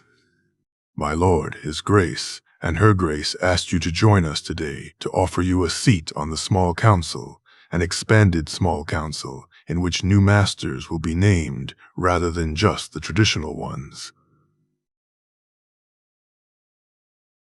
Jaime said, You honor me, Your Grace, Wyman said, nodding to Jay and then Marjorie. I would name you my Master of Trade, Lord Wyman. You and Lord Willis as Master of Coin will work closely together. As we both know so well, trade is the key. And while each region has its own particular areas of expertise, I would see the Crown seek to expand it for all and to act as arbitrators for any disputes. I can think of no one more suited for this role than you, my lord. I am most humbled by the offer, and I accept your grace. Wyman said as Jaime moved the parchment to him and had him sign it, handing it back to Jay, who used the king's seal to make it official. Later today I intend a meeting of the small council, my lord, after which my Lord Hand will see you situated in your new offices. After Wyman, it was Lord Willis, and Jay allowed Marjorie to take the lead this time, Jaime watching on as the new queen did her job with aplomb. Then it was Sir Richard, Sir Barristan, Grand Maester Gorman, Prince Oberyn, and finally Lord Montfort Valerian, who Jaime swore he saw a tear in the man's eye when he signed his papers. That he then had to do so with his own papers left him expecting some jape at his expense, and yet Jay kept himself much more serious and official, just as he had with the others. Jaime actually feeling it more apt for some reason. Thank the gods that's done. Now can I take this thing off? Jay said, fumbling with the buttons. The small council meeting, Your Grace, Jaime said, reminding him. I hate you, Jay said. And Jaime looked to Tommen and Mira, who were doing their best not to laugh, Marjorie having no such reluctance. You wound me so, Your Grace. he said, rolling his eyes and making the other two give in as he walked from the room to a glare from the king, one which he knew as false. He was the first to arrive at the small council meeting, Sir Richard, Prince Oberyn, and Lord Willis, Wyman, Gorman, Montford, and Sir Barristan, and then Marjorie and Jay arriving with Lady Olenna. As Jay bid them all remain in their seats, he expected this to be just a formality, and soon found it was anything but. The king had much on his mind, it seemed. Later today or tomorrow I'll speak to Lord Royce about the Vale and to Lords Blackwood and Bracken about the Riverlands. Once done, I'll speak to my uncle about the North, and then to Lady Selisi, Sir Davos, and Lady Shireen about the Stormlands. But now I wish to hear your thoughts, and for them to be expressed freely on some other matters, some relating to those lands, and some on changes I intend to incorporate. The first of these is the formation of a standing army. Jay said to surprised looks. A standing army, your grace? Sir Barristan asked, the bold being the first to compose himself. Aye, the crown from this point forward will no longer be dependent on its bannermen and the gold cloaks for its protection. Each great house has a standing force, a guard, if you will, some larger than others, Jay said, looking around at him. Prince Oberyn and Lady Olenna, the crown too shall have one. Would people not think that aggressive, your grace? Lord Wyman asked. Perhaps, my lord, yet on this I find I care not. My family, my house learned to almost its ruin. What happens when it relies on others, I'll not make the same mistake. When Sir Alliser and Sir Jeremy arrive from the Wall, they and the other loyalists will be appointed to the formation and training of a force who answer only to House Targaryen, just as your own houses have their guards, mine will too. Are there any who take issue with this? Jaime looked around the room, finding that, whether they did or did not, no one was willing to speak it aloud. Oberyn, Olenna, and Willis all looked happy by the news, as did Richard, and even he couldn't fail to see the logic in it. Will Dragonstone also be doing the same, your grace?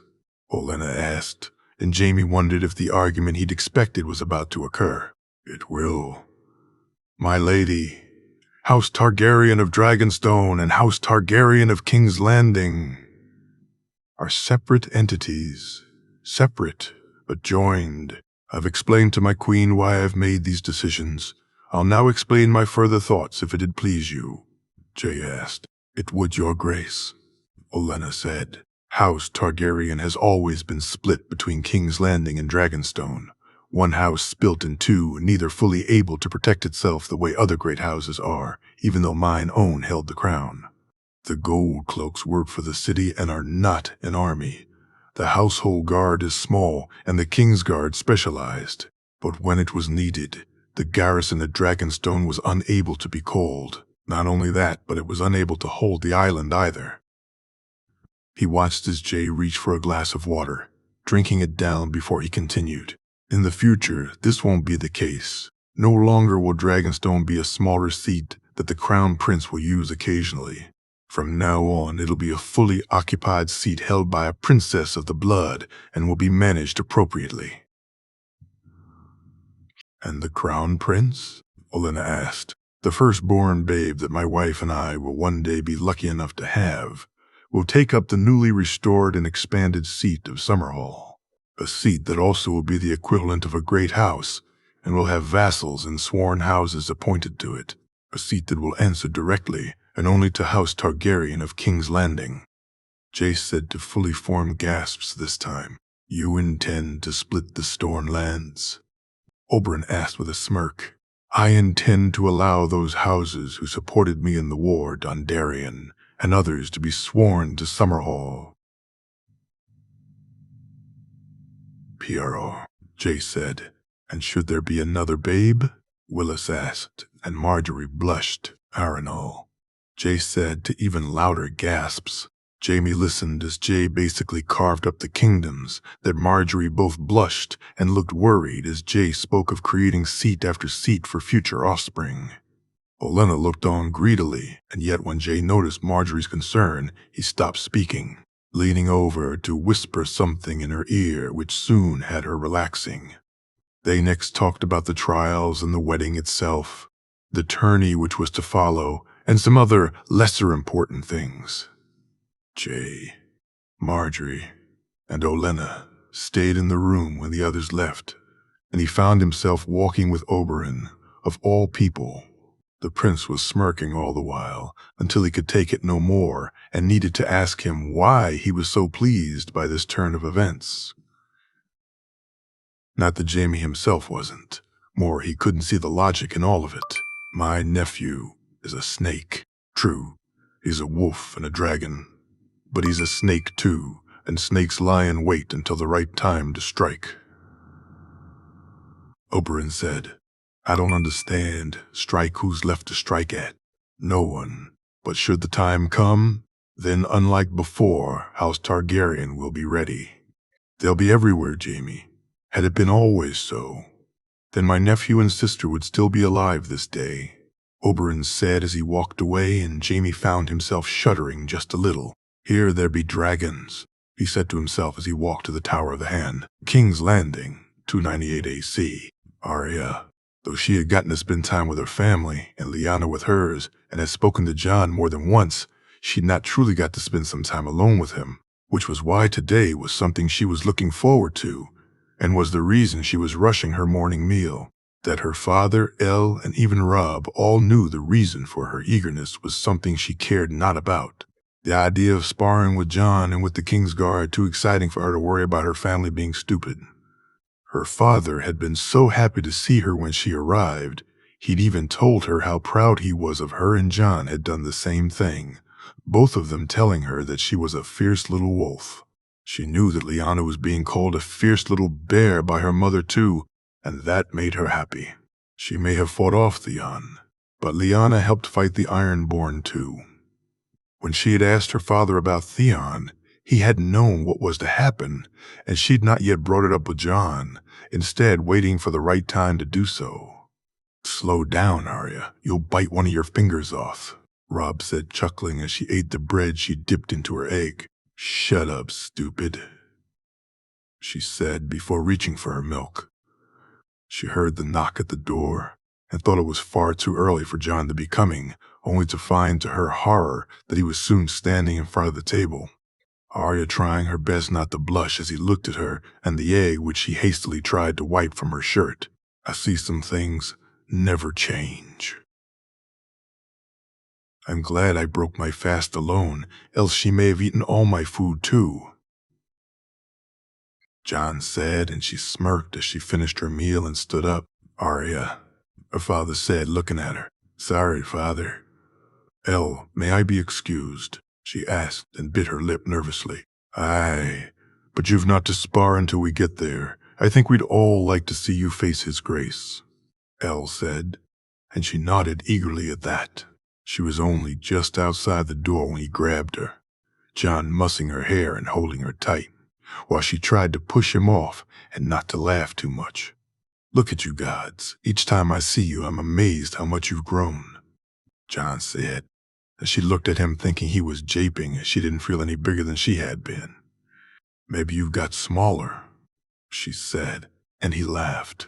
Aye, maybe that's it. I hear you swing a mace now. Here I thought I'd be facing a wolf, and it turns out she's part bear. I can still use a sword, but the mace, it's easier. And your archery? He asked as they walked. Aye, every day. They continued to talk as they walked the halls. Jon seemed in a far better mood, or at least a less serious one, than she'd seen him in, and she remembered something her father said when she'd asked him about it. Uneasy lies the head that wears the crown, little wolf. Just like Aegon insisted the Iron Throne be uncomfortable to sit on, a man whose king should bear the weight of the realm, and Jaehaerys does so. She'd not truly understood it, if she was being honest with herself, though she did notice that at times Jon had the same expression she'd see on her father's or on Lady Mage's faces, and she wondered if that was it. If so, then she was glad she'd never be a lady with such responsibilities. She'd much prefer to be one like Lyra or Jory, or even like those Dornish girls she'd seen Jay speak to. The sand snakes, she'd heard someone call them, daughters of Prince Oberyn, and as far from princesses as any Arya could imagine. Here we are now. Does Lady Mage make you do warm-ups? Jon asked. Alisane and Jory usually do, Arya said, smiling when she saw Lyanna and her mother walk their way. Fine. Why don't you go to your friend and warm up while we wait on your father and Lady Elle?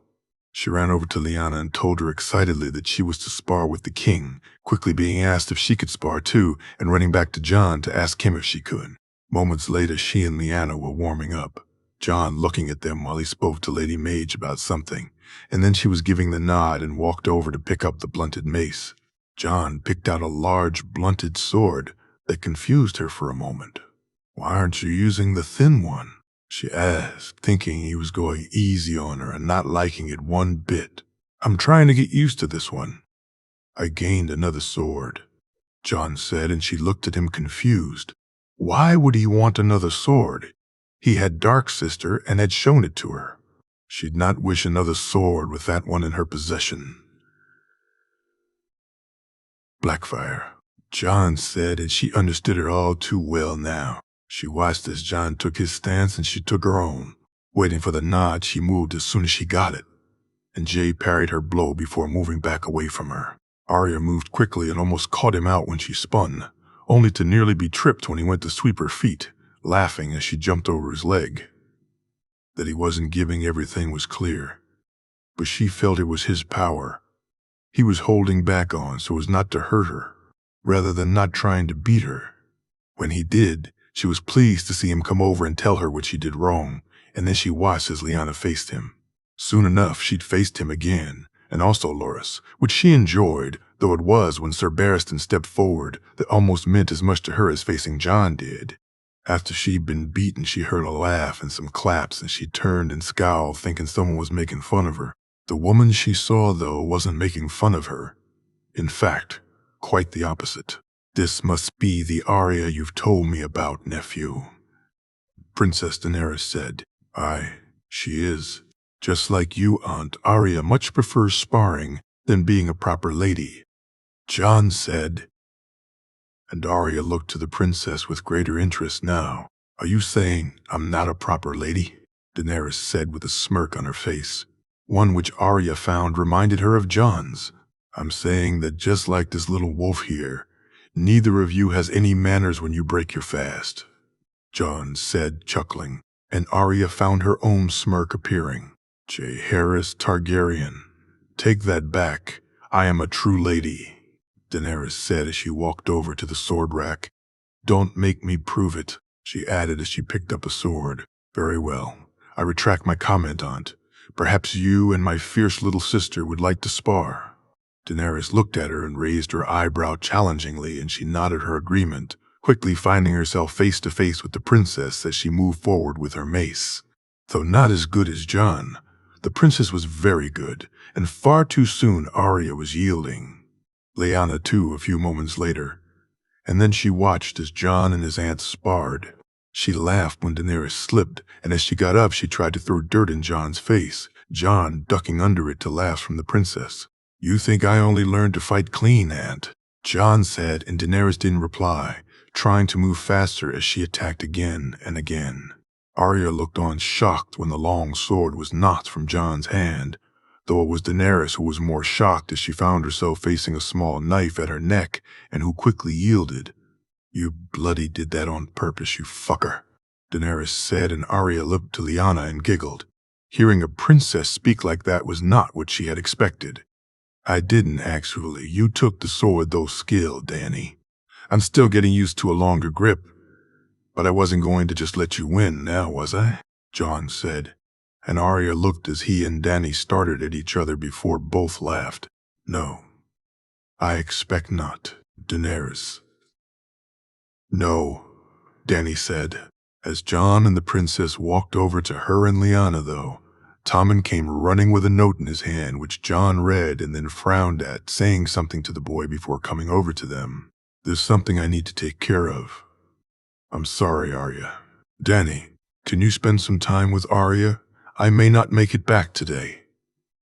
Sure. I'll find something to keep the little wolf occupied. Maybe I'll take her to see the dragons. Really, I can? She asked excitedly. Sure. Why not? John said, as she nodded excitedly. It took some time to gather the horses, and she, Liana, and Jory ended up riding with the princess, a small girl called Missandei, and a group of men wearing brown leather, along with a man she'd heard about called the Hound and Anther, large, dark-skinned man called Strong something. Try as she might, she couldn't help but look at the Hound's scarred face, and when he caught her, he glowered at her, forcing her to do the same back. She noticed his small smile afterward, and soon enough they reached the dragon pit.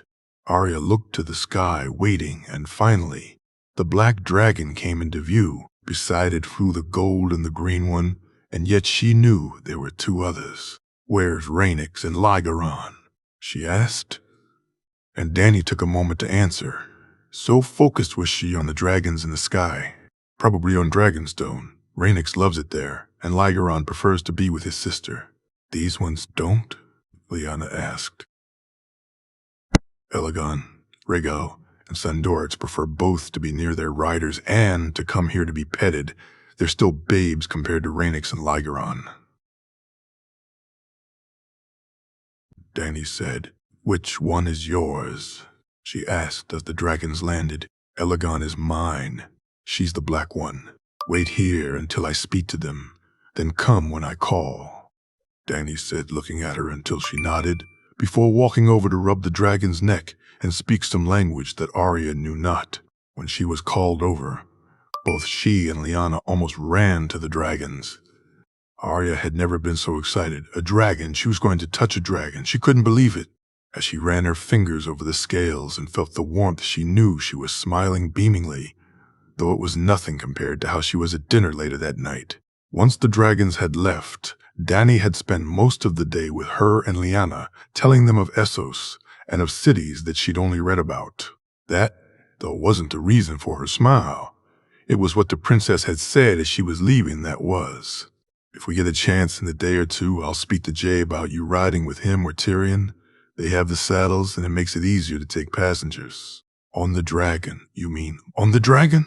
She asked, and Dany nodded. Thank you, she said, hugging her much to her surprise. You're more than welcome, little wolf. Now go, and don't get into too much mischief, lest my nephew refuses. A dragon ride? She would perhaps get a dragon ride, and she found herself barely able to contain her joy at even the idea of such a thing. What surprised her even more was that it wasn't Jon she needed to thank for it, but his aunt, and it was her that she was thinking about as she went to her bed. A princess who rides a dragon and spars, who wields a sword, Visenya. She was Visenya, reborn, and she was, or maybe she could be her friend. King's Landing, 298 AC. Marjorie. Hearing Jay's plans had left her surprised, and also in a way, a little annoyed.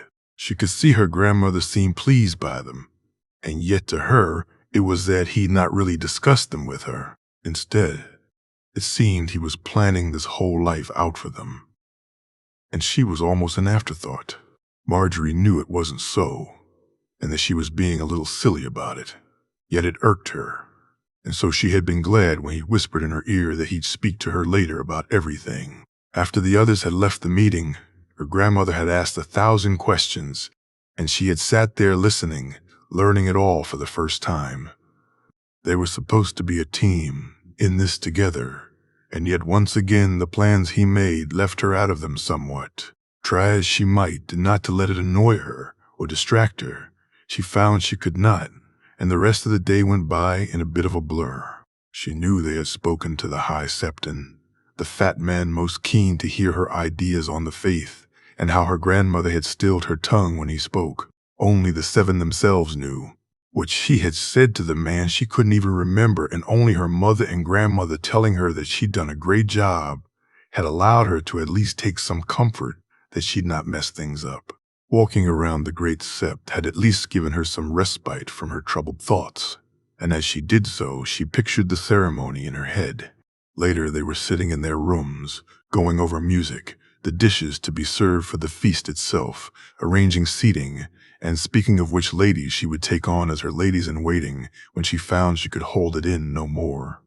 So getting up from her seat, she bid her grandmother and mother goodbye for now, and made her way to the king's rooms, finding a servant to send to fetch her husband so they could speak on things.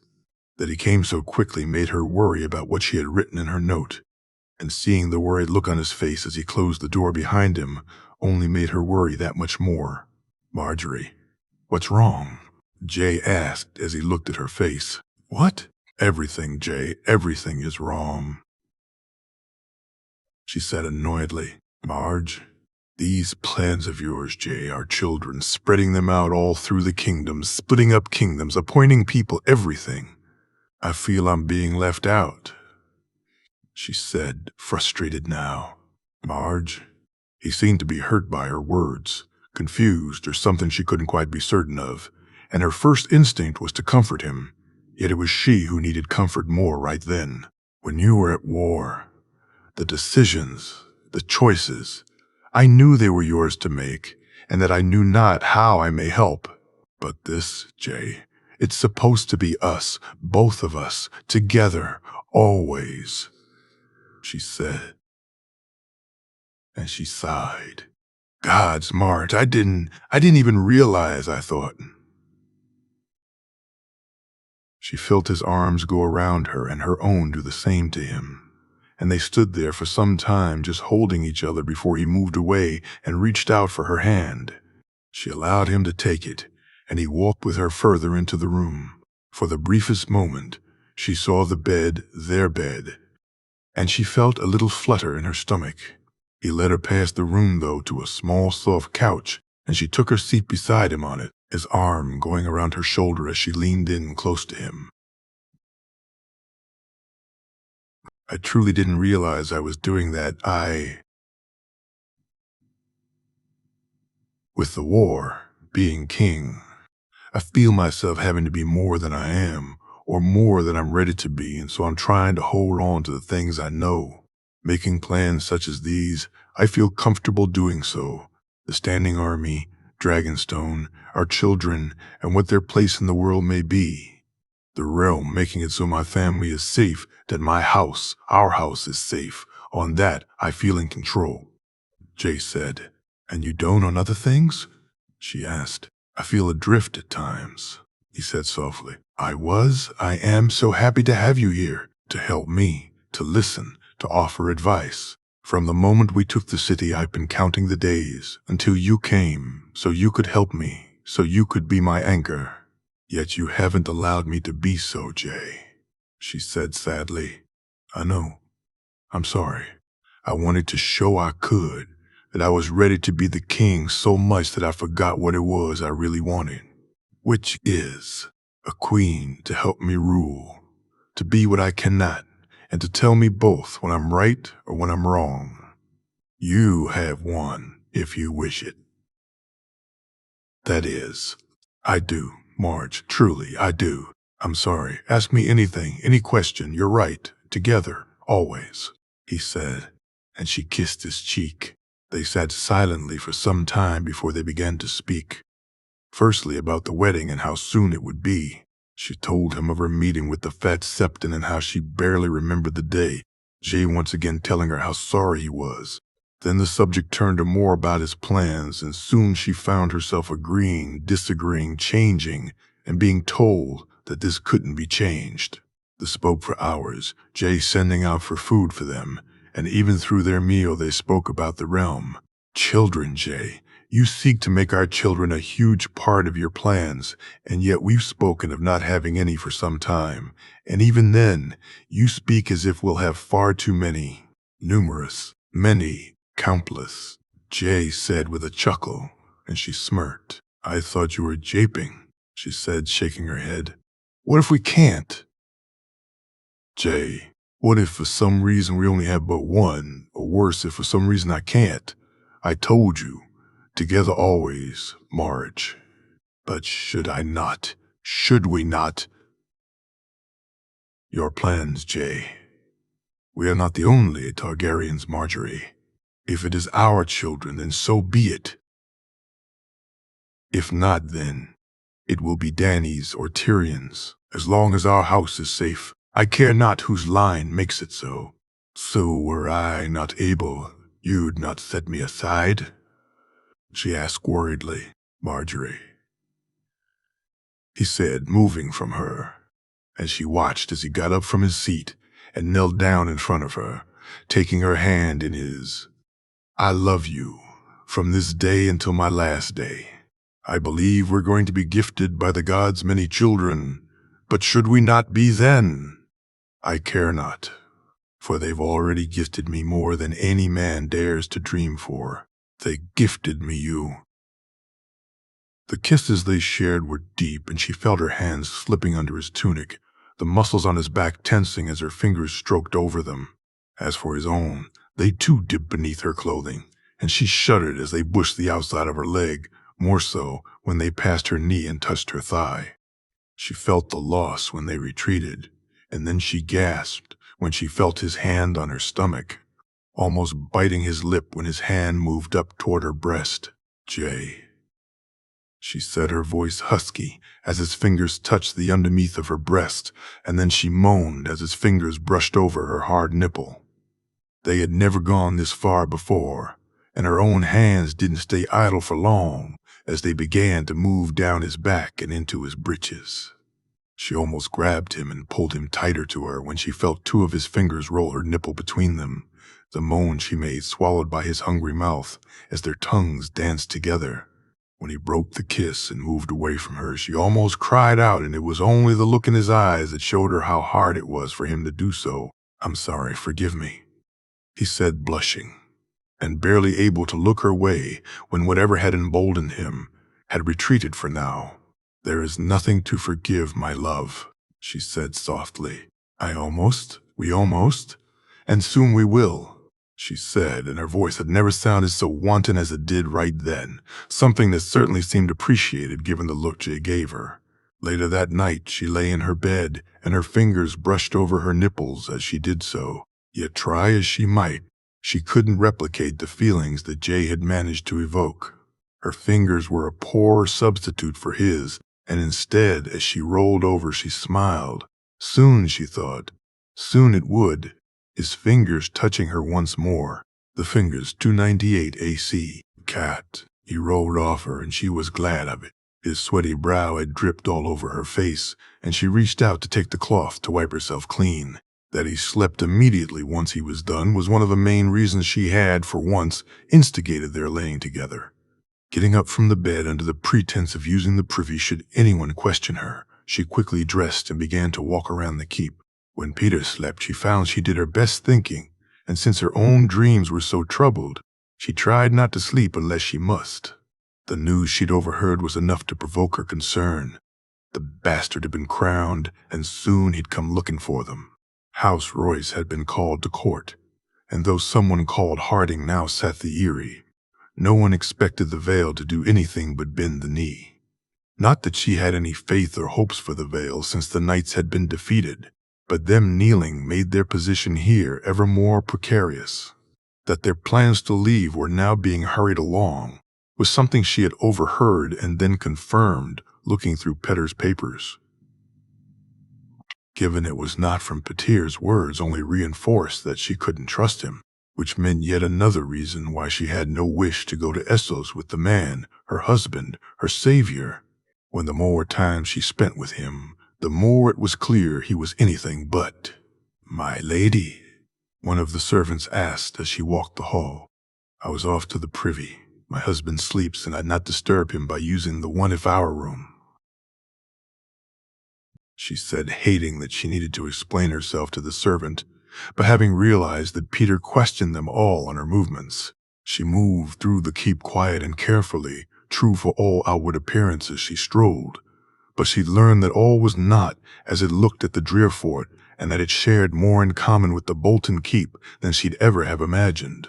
People here were fearful, worried, afraid to incur Peter's displeasure, and she wondered how she'd never noticed that with those who worked for him before. Was she simply blind? Had she been so focused on the bastard and the dangers he posed that she'd missed out on an even bigger danger close at hand? The more time she spent with him, the more she was beginning to fear that to be true, even now. thinking about how he'd stoked her fears regarding Jon Snow. She still hadn't figured out why that was, though. What he gained from it, other than her, of course. But what was it Peter truly sought? Kat wasn't so full of herself that she thought she was his only goal, a part of it. Yes, a large part, maybe, but there was more to his game than simply making her his. She reached the main door and strolled out into the courtyard, feeling the bitter chill of the wind in this bleak place, and yet welcoming it more than the warmth of the keep. A screech filled the air, and she looked to see the eagle fly and land on the tree, its eyes on her all the while, and she felt a shiver run down her spine. That it was looking at her was clear, and despite not wishing to go back inside the keep, despite the urge to run as far from here as she could, the eagle's eyes discomfited her so much that she turned to enter the keep once more. The Wolfswood was a place she rarely visited. It was a northern place, for Northmen and women, a place for wolves and bears, and not one for a trout. The howling of the wolves, the sounds of the twigs being stepped on, let her know that she wasn't alone, and she no longer wished to be here. Turning around, she saw no pathway back, no road that would take her home or road that would take her forward. She was stuck here alone, and the wolves were closing in, running. She passed a tree and saw the eagle look at her, heard it screech, and then heard the howling of the wolves as they came ever closer. She fell to the ground more than once, and then in the distance she saw it. The gray walls had never looked so comforting as they did right then. Yet when she reached them, the gates were closed, the guards laughing as she begged for entry. And then she heard the beating of wings and looked to see the white dragon in the sky heading her way. The gap in the wall she found allowed her to get inside the keep, and soon she found herself in a cool, dark place, a place she'd rarely ever visited, and she looked at the statues as they glared at her. "Out, begone. You don't belong here. You're not one of us."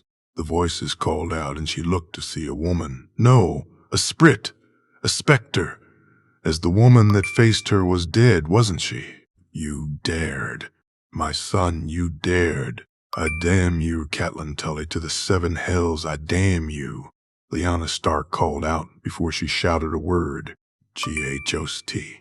She saw the red eyes as they moved towards her, and she turned and ran for the door, soon faced with the heavy crypt doors that she had always feared. That they were open was a relief. And as she looked back, she saw the red eyes getting ever closer. She gave it everything she had and made it through, slamming them behind her and breathing in relief only to see it in front of her. The white dragon stared at her with its deep purple eyes, and she looked up to see him on its back. He was dressed in black and red and wore a circlet covered in square-cut rubies. "Please." "I'm sorry," she said. "I'm sorry. And yet, somehow, I just can't seem to care." "The boy, Jon Snow," Jaehaerys Targaryen said. "Dracarys."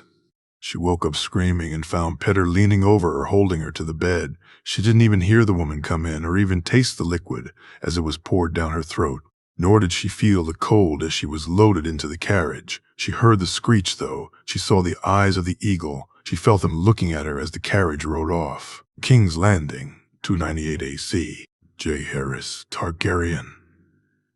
After he had left Marjorie back to her room, he tried to sleep and found he could not. The image of her face, the memory of her tongue, and the feel of her breast still far too fresh in his mind. He'd instead tried to warg, opening the doors and seeing where they took him, feeling the sun on his back as he flew over the desert or the cold wind as he rode through the north. Reaching out, he found his sister sleeping on Dragonstone and knew he'd need to speak to Dany on that. The dragons would always see the island as their home, and that would need to be something they agreed upon. Once he'd seen Ghost and Winter and spent some time with both, he opened his eyes and walked to his desk. He was eager to get to work on some of his other plans, these far more personal, and so he wrote them as carefully as he could. Jay then read some of his father's letters, looking for answers to questions he'd not ever truly asked, and finally, he fell asleep at his desk only to be awakened by Tommen early the next morning. His sparring with Jaime was a little more irregular now that Daisy and Joanna were here, and so he sparred with Arthur or whoever was on duty before spending time training Tommen as best as he could. It was yet another thing that he never found enough time for, and so he'd pass it off to the Kingsguard when he couldn't manage it himself. After washing and changing his clothing, he walked to Jerian's room to break his fast and to do the first of the many things he'd waited so long to do. He was glad to find that Cregan had gone to break his own with his mother and the Starks, and that it would only be the three of them here for this. "John," Joy said as soon as he entered, and before he knew it, he first had her hugging him, before he was saying hello to Balerion and then to Jerion himself. "I wasn't sure what time you'd join us, so we may have started without you." "Jay," Jerion said, and he just nodded, looking to Joy, who he had no doubt was the reason for that. "Someone was hungry, eh?" he said, and saw Joy smirk. After eating his meal and listening to Joy tell him of having to chase Balerion through the keep, he sat with his juice and reached into his pocket before taking out the scroll and handing it to Jerion. He watched as he read it, as he saw what it was, and as he looked to him and then to Joy. "You're sure, Jay?" he asked. "Of this?" "Aye. This is something I've never been surer of," he said, looking to Joy. "What is this?" Joy asked, looking at them curiously. "Joy, remember when we explained why you're called Hill?" Jerion began, and Joy looked to him and nodded. "Well, now I'm the king. I can change that. And though you're still who you always are, and nothing can ever change that to me, to them, to the rest, from now on you're Joy Lannister, by order of the king," he said, and she looked to her father and reached out to take the paper in her hands. They'd spoken before of bastards and what it meant to be one. And Joy had taken comfort in the fact that he was one too, that they had that in common. It was the one doubt he had in his mind about legitimizing her, the idea that she may not feel the same, or that it may make her think he felt differently about her. "So like you," Joy said, looking to him and confusing him for a moment. "Joy, like you're not a snow, I'm not a hill?" she asked, and he nodded, seeing her smile, and then watching as she hugged her father and then him. "Lady Joy Lannister," her father said. "Yoy," she said, and Jay kissed her cheek and whispered in her ear, "Always to me, Yoy." From there, it was to a small council meeting and then on to the throne room for more trials. The main one of these being Stannis Baratheon's and Quentyn Martell's. That Oberyn wasn't around for either was not a surprise, and so instead he had his Uncle Ned, Jaime, and Mace act as judges. Stannis was brought out first, and that Jay hadn't gotten to speak to the man himself was purely down to being busy and not a slight. "Lord Stannis Baratheon, you are charged with treason. How do you plead?" Jaime shouted out. "Not guilty. You rose to arms against the king, Lord Stannis. That's treason," Mace said loudly. "He was not my king." Stannis said, "True enough, my lord. Yet I am king now, and you raised your arms and turned down an offer of parley, did you not?" he asked, and Stannis nodded. "I did. My lords, forgive me if I'm wrong, but any man who rose to arms against Lord Stannis' brother, who refused to kneel when given the chance, what sentence did they face? For what charge?" he asked. "To lose their heads or take the black, your grace," his Uncle Ned said. "Treason, your grace," Mace said.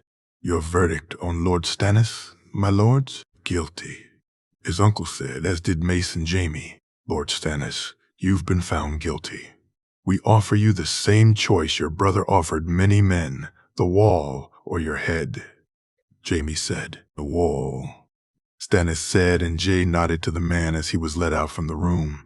Noticing him look to Shireen and Sir Davos as he was. Quentyn was brought in next, and the prince was as cocky as could be.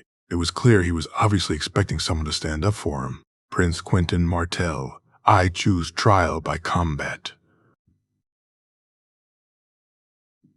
The prince said loudly. "You have a champion?" Jaime asked.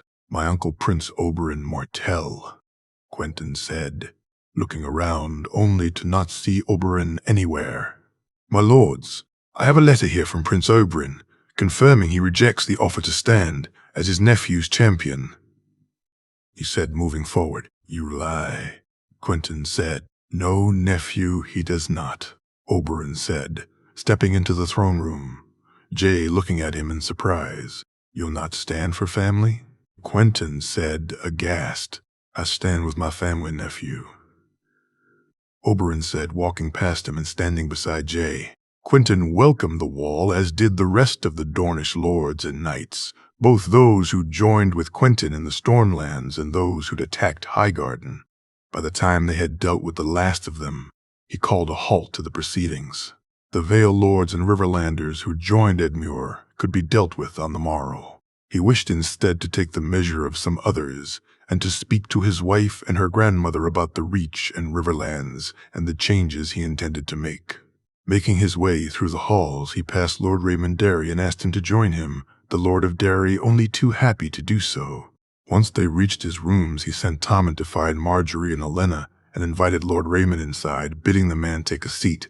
He had thought long and hard about what to do with Raymond, and had even considered naming his Lord Paramount of the Riverlands at one time. Yet though it would have been a choice from his heart, it would have been a poor one, as Derry just didn't have the men or resources to be a great house. Something he could at least do something about now. "Lord Raymond, the lands that the usurper took from your family, the restrictions that were placed upon you in terms of men-at-arms, as of from today that is to be changed. I hereby return every foot of land that was once in House Derry's control, and as your income from these lands begins to roll in, I leave it to you to begin to rebuild your numbers to what they once were." "Kate," he said, looking at the man. "I thank you, your grace," Raymond said gratefully. "I also intend to name you as the Riverlands' envoy, my lord. Other than the Lord Paramount himself, your voice will be the loudest heard when I speak on the Riverlands.